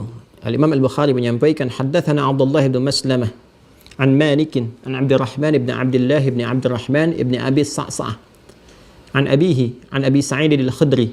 Jadi ini tersambung ke sahabat Abu Sa'id al-Khudri. Nanti ini saya akhirkan saja ya, profil beliau. Jadi kita masuk ke gambarannya dulu, karena saya memulai dengan matan, maka saya dahulukan matannya dulu. Nanti sanadnya saya akhirkan, kita tunjukkan profil siapa Abu Sa'id al-Khudri ini. Radhiyallahu ta'ala anhu annahu qala, beliau pernah menyampaikan, qala Rasulullah sallallahu alaihi wasallam. Rasulullah SAW pernah bersabda, perhatikan kalimatnya. Yushiku an yakuna khaira malil muslim ghanamun. Akan tiba saatnya. Yushiku an yakuna itu akan tiba saatnya. Ya, sayati qariban. Kalau sayati qariban berarti akan tiba, akan datang. Kalau yang menyampaikan Adi Hidayat, ya Anda bisa 50-50 meninjau, memilah, melihat. Apa nih yang akan tiba? Benar nggak nih? Lihat latar belakang saya. Thiqah, Anda terima, tidak thiqah, Anda tinggalkan. Tapi kalau Rasulullah, kaumnya sendiri, umat jahiliyah, bukan hanya kawannya, lawan beliau pun, sallallahu alaihi wasallam, itu mengakui kebenarannya. Ya, mengakui bahwa beliau al-amin, as-siddiq, dan seterusnya. Ya, melekat pada diri beliau, amanahnya, kemuliaannya, kebaikannya. Ya, bahkan ketika Raja Romawi itu mengonfirmasi kepada utusan-utusan, ya, juga termasuk yang lain-lainnya, mengonfirmasi kepada utusan-utusan, menyampaikan, ya, apakah orang ini jujur? Ya, tapi dibenci oleh kaumnya? Ya, oleh lawannya? Ya, tapi mereka mengakui kejujurannya? Ya. Ya, bahkan dialog Najasyi juga ya dengan utusan yang dipimpin Amr bin As pada saat itu untuk membawa kembali ya kelompok-kelompok muhajirin yang hijrah di awal ke Habasyah, ke Ethiopia itu ya, bersama Ja'far paman Nabi sallallahu alaihi wasallam bin Abdul Muttalib dan yang lain-lainnya ya, termasuk di situ nanti ada Ummu Habibah dan sebagainya. Itu kan utusannya nanti dipimpin oleh Amr bin As dan beberapa yang lain ya, kepada Raja Najasyi untuk mengambil kembali para pencari suaka itu supaya bisa dikembalikan. Ya, itu dikonfirmasi, ditanyakan. Ya, pada akhirnya ditanya tentang Nabi Muhammad SAW dan dijelaskan bagaimana kemuliaannya, menjaga amanah dan sebagainya, dibenarkan. Jadi kalau Nabi sampaikan, secara singkat saya ingin katakan, kalau Rasulullah sampaikan pasti terjadi. Pasti terjadi. Karena apa yang disampaikan beliau bimbingan wahyu. Wa may yantiqu 'anil hawa in huwa illa wahyu yuha. Yushiku an yakuna. Ya. Akan tiba saatnya ya, keadaan khaira malil muslim, keadaan harta terbaik bagi seorang muslim. Yushiku an yakuna khaira malil muslim ghanamun. Akan tiba saatnya, satu masa, harta terbaik seorang muslim itu satu kambing. Satu kambing. Yatsba'u biha sya'afal jibal, yang ia tuntun menuju puncak bukit. Wah, ini kalimatnya tinggi sekali nih. Awas, hati-hati nih ya. Hati-hati cara memahaminya nih. Hati-hati cara memahaminya. Wa mawaqi'al qatri. Wa mawaqi'al qatri, dan beberapa tempat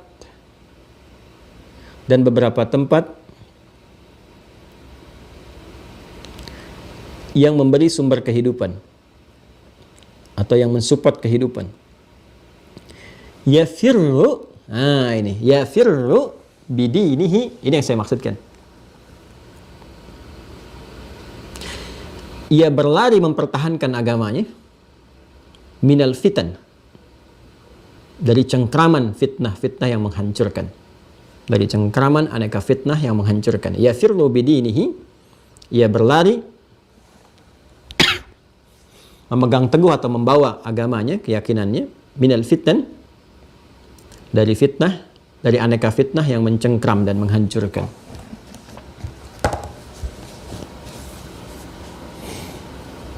Perhatikan cara memahaminya. Ya. Ada caranya memahami sesuatu itu, kita baca dari depan, maka maknanya tersambung dari depan ke tengah sampai ke akhir. Ada kalanya dari tengah kita pahami, baru kemudian nyambung ke awal. Ada kalanya dari akhir bisa kita baca, baru urutkan ke depan. Tergantung uslub, ya, metode penyampaian dari penyampai itu dan tingkat ketinggian bahasa yang disampaikan. Nah, ini cara memahaminya, kita bisa baca dari belakang dulu. Dari belakang. Yafirru bidinihi minal fitan. Ya, akan tiba satu masa di mana ya, ada orang-orang Islam itu, kata Nabi, itu memilih mempertahankan keyakinannya, dan dia menghindari tekanan fitnah yang mencengkram yang bisa menghancurkan akidahnya.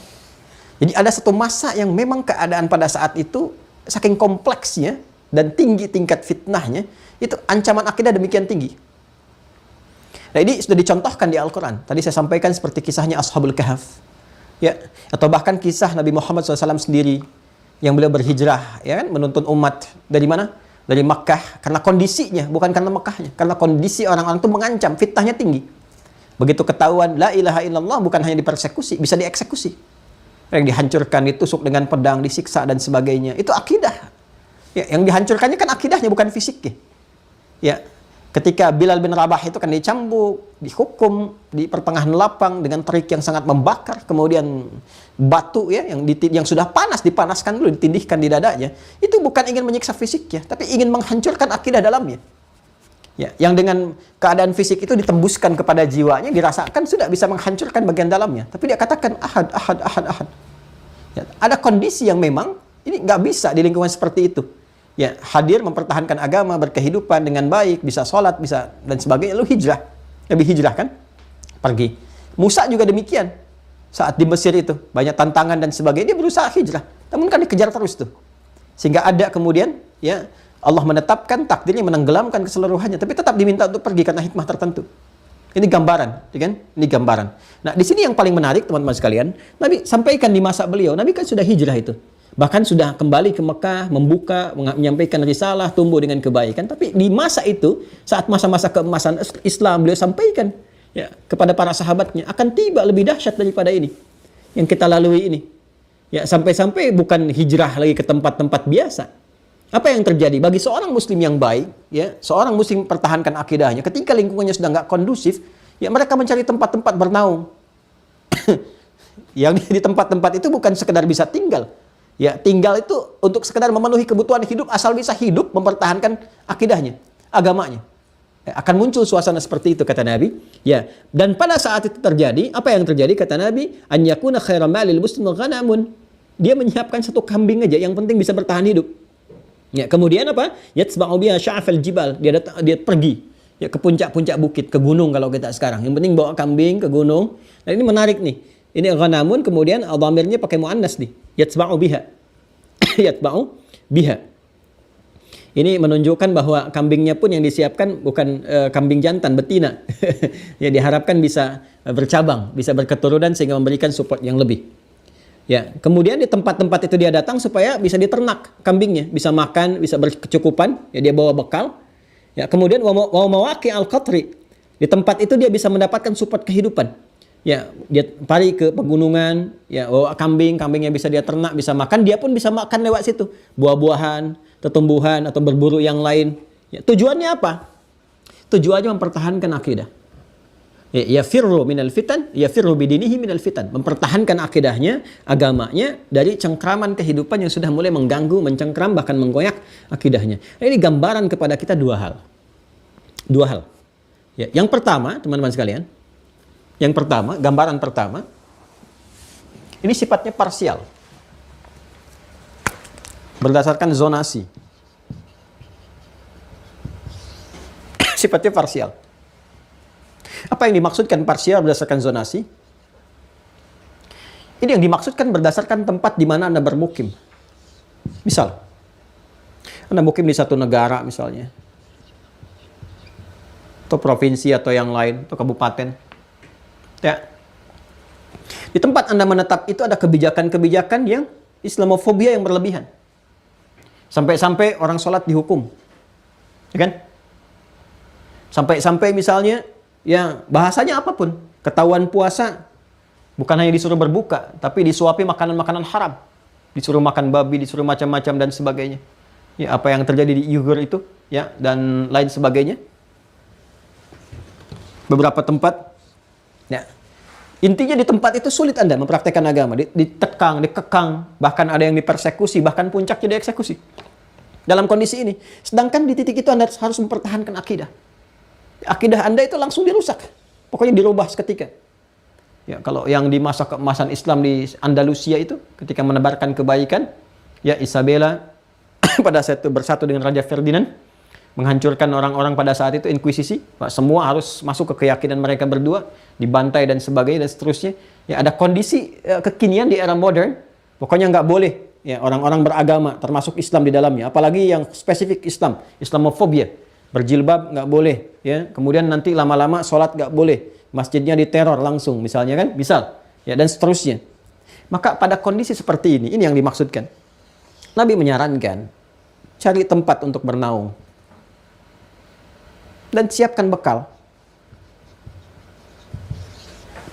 Ditunjukkan di situ contohnya misalnya dengan kambing. Contoh kambing. Contoh. Ini contoh ya. Bukan misalnya Anda harus pergi dari tempat Anda tinggal, beli kambing dulu, naikin ke pesawat. Bukan begitu. Ya, ini contoh. Ini contoh gambaran saja, yang di sini bisa berkembang, hartanya bisa diolah kembali, mensupport kehidupan Anda di tempat yang baru. Ya, cari tempat suaka yang baik, yang menerima suaka yang baik, yang di situ nyaman bisa beraktivitas, minimal menerima Anda bisa makan minum dengan baik. Ya, support awal berkehidupan itu cukup, dan Anda pun bawa bekal yang cukup. Di sini diistilahkan dengan kambing. Misalnya, sisi lain Anda beli emas misalnya. Ya. Emas itu kan akan tetap bertahan tuh. Nilainya bahkan bertambah. Ya, karena dia punya nilai intrinsik. Ya, beda dengan mata uang kertas yang tidak ada basic emas atau nilai kandungan emas di dalamnya. Ya, jadi kalau dia tidak diberikan nilai kandungan emas di dalamnya, maka seperti kertas saja. Cuman kan diberikan nominal dan dijadikan pengakuan, tapi tetap kertas. Ya, kalau mau diatur, dibuang nilainya dan sebagainya atau diutak-atik ya bisa berubah seketika. Kayak sekarang sorenya bisa miskin seketika. Ya, kalau ditetapkan jadi inflasi atau nilainya sudah mulai berkurang, ya terjadi resesi ekonomi, nilai ada inflasi, nilai uangnya sudah nggak punya nilainya lagi, ya sudah. Kayak pagi-pagi baru kaya, sore-sore udah udah miskin lagi gitu ya. Tapi kalau ini punya nilai intrinsik di dalamnya. Ya, Anda bawa misalnya, Anda pegang, siapkan nih. Ini yang dimaksudkan. Jadi kalau di tempat ini sudah tidak aman akidah Anda, pergi ke tempat lain, nabung, siapkan nabung, pergi. Minimal ke tempat yang di situ Anda terlindungi untuk makan kotri. Kotrun itu ya percikan-percikan kebutuhan pokok. Di sini Anda bisa makan dengan nyaman, minimal bisa hidup, pertahankan akidah, ya jaga aja iman sampai meninggal. Nggak harus jadi orang kaya, nggak harus jadi pejabat, ya, nggak harus jadi macam-macam. Kalau Anda bisa kembangkan diri di sini, bagus, silahkan. Tapi minimal pertahankan akidah. Jelas? Ini bagian pertama. Yang kedua, ya memang udah nggak bisa pergi kemana-mana. Ya, keluar susah. Ya, kalau ketemu di perbatasan juga bisa dieksekusi, bahkan bisa dicari-cari. Ya, maka puncaknya, ayo cari ke tempat-tempat yang sifatnya terlindungi. Dicontohkan oleh Nabi Sallallahu Alaihi Wasallam, saya siapkan diri untuk pergi ke tempat-tempat pegunungan, menyelamatkan diri dari fitnah. Ke bukit-bukit. Ashabul Kahf dulu nyari gua-gua, ya kan? Seperti tikus mencari lubang-lubang, masuk untuk menyelamatkan akidah. Kita untuk menyelamatkan akidah, tikus untuk menyelamatkan cengkraman. Itu kan fa'run al-firar, berlari cepat, meninggalkan segala hal yang bisa mengguncang akidah kita. Artinya berlindung di tempat-tempat yang aman. Ya, ini diartikan juga, ada yang mengartikan tekstual. Mulai sekarang ternak kambing. Sekarang mulai bikin kapling-kapling di pegunungan, ke bukit, ternak kambing dan sebagainya. Ya, kenapa Pak usaha di sana? Nanti buat menghindari fitnah, persiapan akhir zaman. Ada yang mengartikan demikian. Ya, itu pengertian tekstual, silahkan saja, sah-sah saja. Tapi kalau kita masih nyaman beraktivitas, ngapain juga pindah ke tempat-tempat yang kita nggak ada potensi amal sosial. Kan di sini kita punya amal sosial, bertetangga, bagi makanan, ya, dan seterusnya, ya, bisa merawat anak, berpendidikan dan sebagainya. Ini kecuali kalau memang nggak ada lagi kondisinya susah, kecuali lari ke gunung, ya, kalaupun harus lari ke gunung, ya, siapkan bekal, minimal cari tempat yang bisa mensupport kehidupan kita, tempat kita beraktivitas, dan Allah akan lindungi. Nah, yang mau saya katakan sebetulnya adalah saking pentingnya akidah ini yang harus kita jaga. Maka penjagaannya tuh menghadirkan situasi seperti ini. Walaupun lari ke gunung, lari ke gunung. Walaupun mesti sembunyi ke gua, sembunyi ke gua. Walaupun mesti ke bukit, ke bukit. Untuk apa? Mempertahankan akidah ini. Berarti akidah itu mahal. Semahal jiwa kita. Seperti kita mempertahankan diri dari kepungan musuh. Kan ada orang mau invasi di awas, ada serangan militer, bikin bunker ke bawah, sembunyi. Ada yang gerilya, ada yang dibawa masyarakat. Itu kalau kita lihat kan, ya, kisah-kisah masa lalu itu, bagaimana masyarakat diungsikan, lari ke gunung-gunung dan sebagainya, menyelamatkan apa? Nyawa. Ya. Sedangkan di nyawa itu kan jiwa. Nyawa itu kan jiwa. Jiwa itu bahasa Arabnya nafas. Yang diselamatkan apa di nafas ini? Apakah fujurnya ataukah takwanya? Di esensi jiwa itu ada pada ketakwaannya. Kalau meninggal, semua meninggal. Yang bernyawa pasti meninggal. Kalau untuk hewan mati, tumbuhan mati. Ya, jadi kalau kita cuma mempertahankan nyawa pertahankan untuk berkehidupan, ya nggak ada bedanya dengan yang lain. Bahkan binatang pun mempertahankan dirinya. Ya, kijang mempertahankan diri dari cengkraman, singa dan sebagainya. Tapi kita kan punya takwa di sini. Binatang nggak punya takwa. Jadi esensi kehidupan kita dipertahankan itu karena ada iman di dalamnya yang bisa disupportkan kehidupan ini dengan iman kita itu supaya lahir amal saleh. Karena yang dibawa pulang itu amal dari imannya ini. Ini yang akan mengabadikan kehidupan kita, jiwa kita saat kembali ke akhirat nanti. Ya, karena itu kalau ada mengancam kepada jiwa, pertahankan. Ya, kalau ada yang mengancam kepada iman, pertahankan. Seperti kita mempertahankan jiwa dalam berkehidupan, pertahankan akidah kita. Karena inilah support kepada kehidupan di jiwa kita. Jadi Anda bisa bayangkan, ya, yang mengancam kepada akidah itu tinggalkan kalau perlu lari ke gunung. Ini didatangin. Ya, kenapa harus didatangi? Latihan belajar akidah. 364 hari belajar, baca asyhadu alla ilaha illallah. Hanya gugur di 1 hari saja. Ya. Demi toleransi, masuk ke tempat ibadah orang lain, sholawatan di tempat ibadah orang lain, adzan di tempat orang ibadah orang lain, baca Quran di tempat orang ibadah orang lain. 364 hari Anda baca Quran, gugur hanya karena 1 hari. 364 hari Anda sholawatan, gugur hanya karena 1 hari. Pernah kebayang nggak bagaimana ketika Anda sholawatan di tempat yang bukan tempatnya itu, ketika Anda meninggal, diwafatkan? Hadis Nabi sekuat-kuatnya jaga akidah kita, yang malah datangi. Harusnya berpindah. Dan toleransi yang terindah itu kita hormati. Silahkan masing-masing. Karena toleransi itu 2 sisi, nggak bisa 1 sisi. Toleransi itu 2 arah, begini. Pihak A dengan pihak B. Karena itu sifatnya saling memahami, saling mengerti. Ya kan? Dan toleransi tertinggi untuk saling memahami, saling mengerti itu tidak mencampuri satu dengan yang lainnya. Karena masih sepakat. Kalau ini sepakat, minta ke sini, ininya nggak sepakat, tapi dipaksa untuk sepakat. Itu namanya maksa. Jelas kan? Jadi ini mesti sepakat ke sini, ini mesti sepakat ke sini. Ada ucapan selamat misalnya kan, untuk berbeda keyakinan. Ya, harus mengakui konsepsi keyakinan yang di umat yang akan diucapi itu. Kan tidak mungkin. Ya kan? Ini harus mengakui, tapi ini tidak memungkinkan itu. Ya, jadi kalau ini kan dua sisi. Ini harus toleran ke sini, ini pun harus toleran ke sini. Ini saya tidak bisa mengucapkan karena alasan begini, kata A. Berarti B pun harus toleran memahami itu. Ya kan? Ini nggak bisa saling memaksakan. Ketika tidak ketemu, yang ini nggak ketemu, maka apa yang harus dilakukan? Saling menghormati dengan mengerjakan masing-masing. Ini tidak memaksakan ke sini, ini pun nggak memaksakan ke sini. Putar balik-balik, ini ke sini, ini ke sini. Bahasa Arabnya untuk ke sini dan ke sini masing-masing itu lakum dinukum waliyadin. Makanya lakum dinukum waliyadin itu adalah toleransi tertinggi. Karena nggak bisa memaksakan dengan yang lainnya. Ini dipaksa nggak bisa. Ini pun nggak bisa memaksa ini. Jadi yang paling gampang masing-masing. Itu toleransi namanya. Jadi kalau ini dipaksa mengucapkan ke sini, sementara ini yang nggak ridho, itu maksa namanya. Ya. Dan cirinya apa? Cirinya nggak pernah selesai. Tiap tahun dibahas. Itu cirinya apa? Cirinya nggak pernah ketemu. Jadi yang tertinggi itu apa? Tertinggi itu ya lakum dinukum waliyadin. Itulah toleransi tertinggi. Makanya saya mengatakan toleransi tertinggi dalam bab akidah itu adalah zero tolerance. Zero tolerance itu ya lakum dinukum waliyadin. Ini ke sini, tapi saling menghormati. Ini bergaul biasa saja, tapi ini saat mengerjakan akidah masing-masing, ini masing-masing menghormati, cara menghormatinya tidak mencampuri. Justru ketika masuk ke sini nih. Ya, misal ini ada keyakinan B misalnya, di sini A. Untuk menghormati ini, dia sholawatan di tempat ini yang tidak mengenal sholawat, bahkan tidak mengakui sholawat.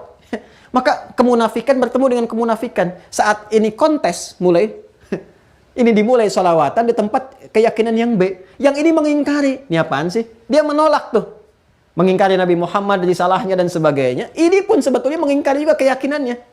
Tuhan itu satu, la ilaha illallah. Anda bayangkan, ya di lisannya keluar A, tapi di hatinya la ilaha illallah. Terus sambil mencela ini, itu kan munafik ketemu munafik.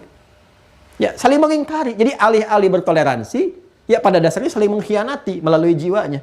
Lisan mengatakan toleransi, tapi jiwa mengkhianati. Ini tidak diinginkan. Ini penipuan yang samar sifatnya. Maka Islam tidak mengenal itu nggak baik. Yang paling baik itu hormati. Lakum dinukum waliyadin. Kesini silahkan kerjakan sebaiknya, kesini kerjakan sebaiknya. Jadi bukan diikuti. Ya. Hadis Nabi menuntun kita menghindari sejauh-jauhnya, kalau perlu ke gunung, didatengin. Ya, didatengin untuk diikuti. Ini yang salah tuh di sini. Dan ini yang paling fatal tuh ini. Ini nggak minta didatangin, ini nggak ngundang, datang sendiri. Itu yang paling fatal. Nuntut juga enggak, minta juga enggak, ngundang juga enggak, datang sendiri. Nawarkan, ini kan, ini menjauh gitu dari tuntunan. Ada yang salah ini. Ada yang tidak tepat. Nah, ini yang harus diperbaiki. Jadi kalau sudah terjadi begini dan seterusnya, maka kita harus ekstra. Ini para ustadz juga harus ekstra ini. Dan kita pun harus ekstra mendoakan. Ya, dan kita jangan disibukkan dengan kontraproduktif lagi. Semakin bermusuhan, semakin mencela ini, mencela itu, tidak. Kita perbaiki perbuatannya. Kita pun yang terangkan tadi perbuatannya. Ya, bukan ingin meruntuhkan kehormatan A, kehormatan B, tidak. Kita karena sayang kita sampaikan. Kalau nggak sayang dia diabaikan begitu saja. Tapi kan suatu saat ditanya, Adi Hidayat, apa tanggung jawabmu ketika terjadi ini? Kenapa kau nggak sampaikan itu? Ya, karena itu kita sampaikan. Jangan sampai terjadi yang begini-begini. Ya, jangan kebablasan lah. Ya, jangan kebablasan. Jadi mempraktekkan secara proporsional itu baik. Dalam kehidupan berbangsa, bernegara, kompak semua. Ya, jadi harus sinergi. Ya, kita hadirkan kemakmuran negeri ini di Indonesia yang kita cintai ini, semua kompak dengan bertetangga baik. Ada Muslim, kita Muslim, jadi punya tetangga Kristen, Hindu, Buddha, hidup bermasyarakat secara harmoni, punya makanan bagi dan sebagainya. Tapi ketika masuk bab akidah, ibadah, saling menghormati. Gimana caranya? Biarkan beribadah, dihormati, jangan diganggu, jangan dicampuri. Kita pun juga jaga diri seperti itu. Ya, dengan menghormati itu kita tidak melibatkan diri. Dan berikan pengertian supaya memahami. Ya, supaya memahami. Kalau sudah paham, ya akan terjalin sendiri, kan biasa-biasa saja kok. Ya, kami juga ke Eropa biasa-biasa saja, kan? Kemudian juga ke tempat-tempat yang ya seperti itu tadi, ya biasa-biasa saja gitu. Ya bahkan di Indonesia sendiri, kami punya teman juga dari Kristen, dari Hindu, dari Buddha, kita biasa-biasa saja. Berteman artinya baik, olahraga bersama-sama, dengan bersinergi, saling memberi hadiah dalam kehidupan, itu biasa saja. Ya, tapi ketika muncul hari ibadahnya masing-masing, kita bertoleransi ya dengan sisi toleransi yang dibangun oleh dasar keyakinan masing-masing. Dan alhamdulillah saling mengerti. Nggak pernah terjadi saya main olahraga, misalnya main olahraga tertentu, ya punya teman non-muslim, tiba-tiba ketika saya tidak mengucapkan putus hubungan, tidak, biasa saja, malah makin akrab, makin baik, kan? Ya alhamdulillah. Jadi sebetulnya jangan kebablasan, ya. Lihat, kembalikan ke sini. Paham-paham yang menyimpang di video-video bikin anjuran begini begitu, itu yang harus tertinggalkan. Ya, nggak usah disimak, nggak usah dilihat. Ntar kalau nggak ada yang lihat, udah mati sendiri. Ya kebanyakan sih dilihat, dikomenin, di-unlike, sehingga lebih banyak menyebar. Algoritma YouTube kan begitu. Ya begitu, kan udah jelas aturan Qur'annya. Tinggalkan, nggak usah disimak. Ya, An-Nisa ayat 140 itu. Wa qad nazzala 'alaikum fil kitab an idza sami'tum ayati la yukfaru biha wa yustahza'u biha. Kalau ada orang ngolok-ngolok ayat-ayat Quran, hadis, nantang-nantangin pada ayat, pada Quran, pada orang Islam, nggak usah disimak. Videonya nggak usah dilihat, nggak usah diklik. Klik Adi aja, yang lain yang nggak positif itu jauhin aja, udah nggak usah disimak, ya nggak usah di-subscribe, nanti hilang sendiri. Ya, persoalannya ayatnya dilanggar, malah dilihat, dikomenin, ribut di situ, ngapain? Mencela yang sudah tercela itu buang-buang energi. Udah tercela kok, nggak usah disimak, jauhin aja. Ntar kalau udah nggak ada yang lihat, gigit jari sendiri, nggak ada yang support lagi, nggak ada yang bayarin lagi, nggak ada yang promosiin lagi. Ya kalau udah donaturnya hilang, nggak ada yang danain, udah tuh habis sendiri. Jadi kita juga nggak menghilangkan energi untuk yang seperti itu. Lebih baik cari ceramah yang baik, zikir, bangun negeri, kan? Berbuat yang jujur, bekerja yang giat, ya sudah. Itu aja yang positif yang kita kerjakan. Jadi yang dimaksudkan teman-teman sekalian, yushiku an yakuna khaira malil muslim ghanamun yatba'u biha sya'afal jibal wa mawaqi'al qatar yafirru bidinihi minal fitan. Yang dimaksudkan di sini adalah akan tiba satu masa saat orang-orang itu maksudnya cukup berat mempertahankan akidahnya karena tantangan-tantangan yang hadir di sekitarannya. Maka kalau ada kondisi demikian, jaga betul akidah itu walaupun harus lari ke pegunungan, ya membawa bekal-bekal yang cukup, mempertahankan sampai wafat. Walaupun harus demikian. Atau diartikan semacam kiasan, siapkan tabungan-tabungan untuk anak-anak kita. Anak-anak bapak ibu. Ya, anak-anak saya dan istri saya, anak-anak bapak ibu sekalian. Kan siapkan untuk anak-anak bapak ibu sekalian, ya cucu-cucu bapak ibu sekalian, siapkan masing-masing bekal-bekal yang cukup. Sekarang untuk mereka mempertahankan supaya nggak lemah. Itu yang dimaksud di An-Nisa ayat yang ke-9. Quran surah 4 ayat 9. Paling kiri agak ke atas di mushaf standar. Wal yakhshal ladzina law taraku min khalfihim dzurriyyatan dhi'afa khafu 'alaihim wal yattaqullaha wal yaqulu qawlan sadida. Ada ayatnya? Wal yakhshal ladzina law taraku, dan hendaklah semua orang merasa khawatir sekhawatir-khawatirnya. Pakai alladzina mencakup semua tanpa kecuali. Yakhsha dari khasyah. Ya, sifat takut yang dalam yang dengan itu menghambakan diri sepenuhnya kepada Allah. Takut kalau berkata Allah enggak ridha, kalau melihat Allah tidak ridha. Itu khasyah. Kalau berfatwa Allah tidak ridha dengan fatwanya, maka dia hati-hati dengan apa yang akan disampaikan. Itu khasyah untuk ulama. Nah, maka hendaklah para orang tua, ya kan, merasa khawatir takut kalau meninggalkan generasi yang lemah di belakangnya. Lau taraku min khalfihim dzurriyyatan dhi'afa. Generasi yang lemah. Lemah apanya? Ulama di sini menjabarkan 3 bagian. Satu, lemah iman. Makanya dari sekarang Pak, Ibu ajarin ngaji, sholat, bentengin baik-baik. Akidahnya bentengin. Ya, ajarkan kepada mereka yang hak dan batil. Seperti Luqman mengajarkan kepada anaknya dari sejak kecil, la tusyrik billah. Inna syirka la dzulmun 'adzim. Quran surah ke-31 ayat 13 itu. Ya. Sudah? Ya, bentengi, ini akidah yang pertama. Ya, agamanya kuatkan, ajarin sholat dari kecil, carikan sekolah-sekolah, udahlah, nggak usah terpesona dengan dunia. Cari aja sekolah-sekolah, menguatkan agama, ilmunya umumnya juga kuat, bagus. Ya, jangan terlalu terbuai dengan dunia. Dunia itu ya seketika itu juga hilang. Pada akhirnya meninggal juga. Ya, apa sih yang mau didapatkan dari harta melimpah itu tuh meninggal juga. Ya, proporsional saja. Yang penting agamanya kuat, bagus, ilmunya juga bagus, silahkan. Kalau ada yang menggabungkan keduanya ideal, bagus sekali. Ya, pertama lemah imannya, kedua lemah ilmunya. Ilmu. Maka dari itu siapkan kekuatan pengetahuan. Tadi cari sekolah yang bagus, agamanya bagus, ilmunya bagus, umumnya bagus. Gabungkan. Atau yang basic-basic yang menguatkan pokok keagamaan. Silahkan. Mau jadi arsitek, ya silahkan jadi arsitek. Saat bersamaan, siapkan yang menghafal Quran. Pantau sholatnya, gitu kan? Supaya jadi arsitek yang mukmin, yang dengan iman yang sejati. Satu, akidah, iman. Yang kedua, ilmu. Yang ketiga, harta, lemah harta. Maka Bapak Ibu siapkan nih bekalnya, seperti hadis mengisyaratkan. Ya, kalau Nabi tadi sampaikan ghanamun, kambing kan? Kalau kita sering gambarkan harga satu kambing itu dengan 1 dinar emas sama, ya siapkan 1 dinar setiap anak misalnya. Ya, logam mulia misalnya 1 dinar itu berapa gram dikeluarkan oleh Anda, siapkan untuk bekal anak Anda ke depan. Jadi punya tabungannya. Ya, saya sarankan sih bagus, emas itu bagus lah. Kalau saya sarankan. Sebab harganya kan naik terus bagus. Ya, nggak usah terlalu banyak juga nggak apa-apa. Yang tidak memberikan beban kepada dia untuk mengeluarkan zakat per tahun. Ya, misalnya Anda berikan kepada dia 50 gram untuk anak ini, misalnya, atau di bawah itu 5 gram, nggak apa-apa. Sedapatnya kita bisa siapkan dia, supaya dia nggak lemah di kemudian hari. Punya bekal. Hartanya cukup, ilmunya cukup, kemudian juga imannya cukup. Insya Allah kan akan ditinggalkan Pak Ibu. Ya. Umumnya kan orang tua meninggalkan anak. Walaupun bisa anak meninggalkan orang tua duluan. Kan maut tuh nggak pilih-pilih. Maut nggak pilih-pilih, sesuai dengan ajalnya. Ya, maka kita ini akan dihisab, minimal saat dihisab. Alhamdulillah kita bisa bertanggung jawab untuk mendidik anak dengan baik. Gitu ya. Gambarannya demikian. Jadi kesimpulan pertama, ya pertama jaga diri dari perbuatan maksiat dan fitnah yang bisa menggoyang akidah. Satu itu. Ini makna yang pertama, menjaga diri dari fitnah terutama yang bisa menggoyang atau meruntuhkan akidah. Yang kedua, menyiapkan bekal-bekal terbaik untuk menjaga keislaman dan keyakinan kita. Jadi ayo cukup materi yang cukup, jangan sampai nanti digoyang dengan materi supaya misalnya berpindah keyakinan, ya. Dan kadal faqru ayyakuna kufra. Ya, kata para ulama, itu bukan bukan hadis ya. Bukan hadis. Hampir-hampir kefakiran itu menyebabkan seorang menjadi kufur. Itu riwayat yang sampai dari para ulama menafsirkan tentang keterangan-keterangan dari Al-Quran ataupun hadis-hadis Nabi Muhammad SAW. Sudah?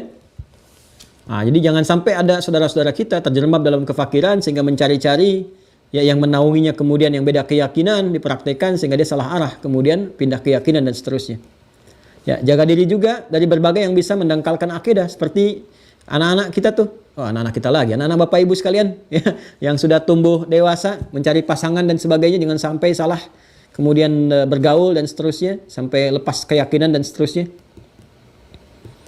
Ya, jadi itu gambarannya, singkatnya. Kalau ada fitnah yang menggoyang kepada akidah dan kita tidak sanggup mengatasi itu semua, cepat berlari meninggalkan itu, cari tempat yang aman, berlindung kemudian, dan belajar dengan baik dan pertahankan sampai kita wafat kembali kepada Allah Subhanahu wa ta'ala.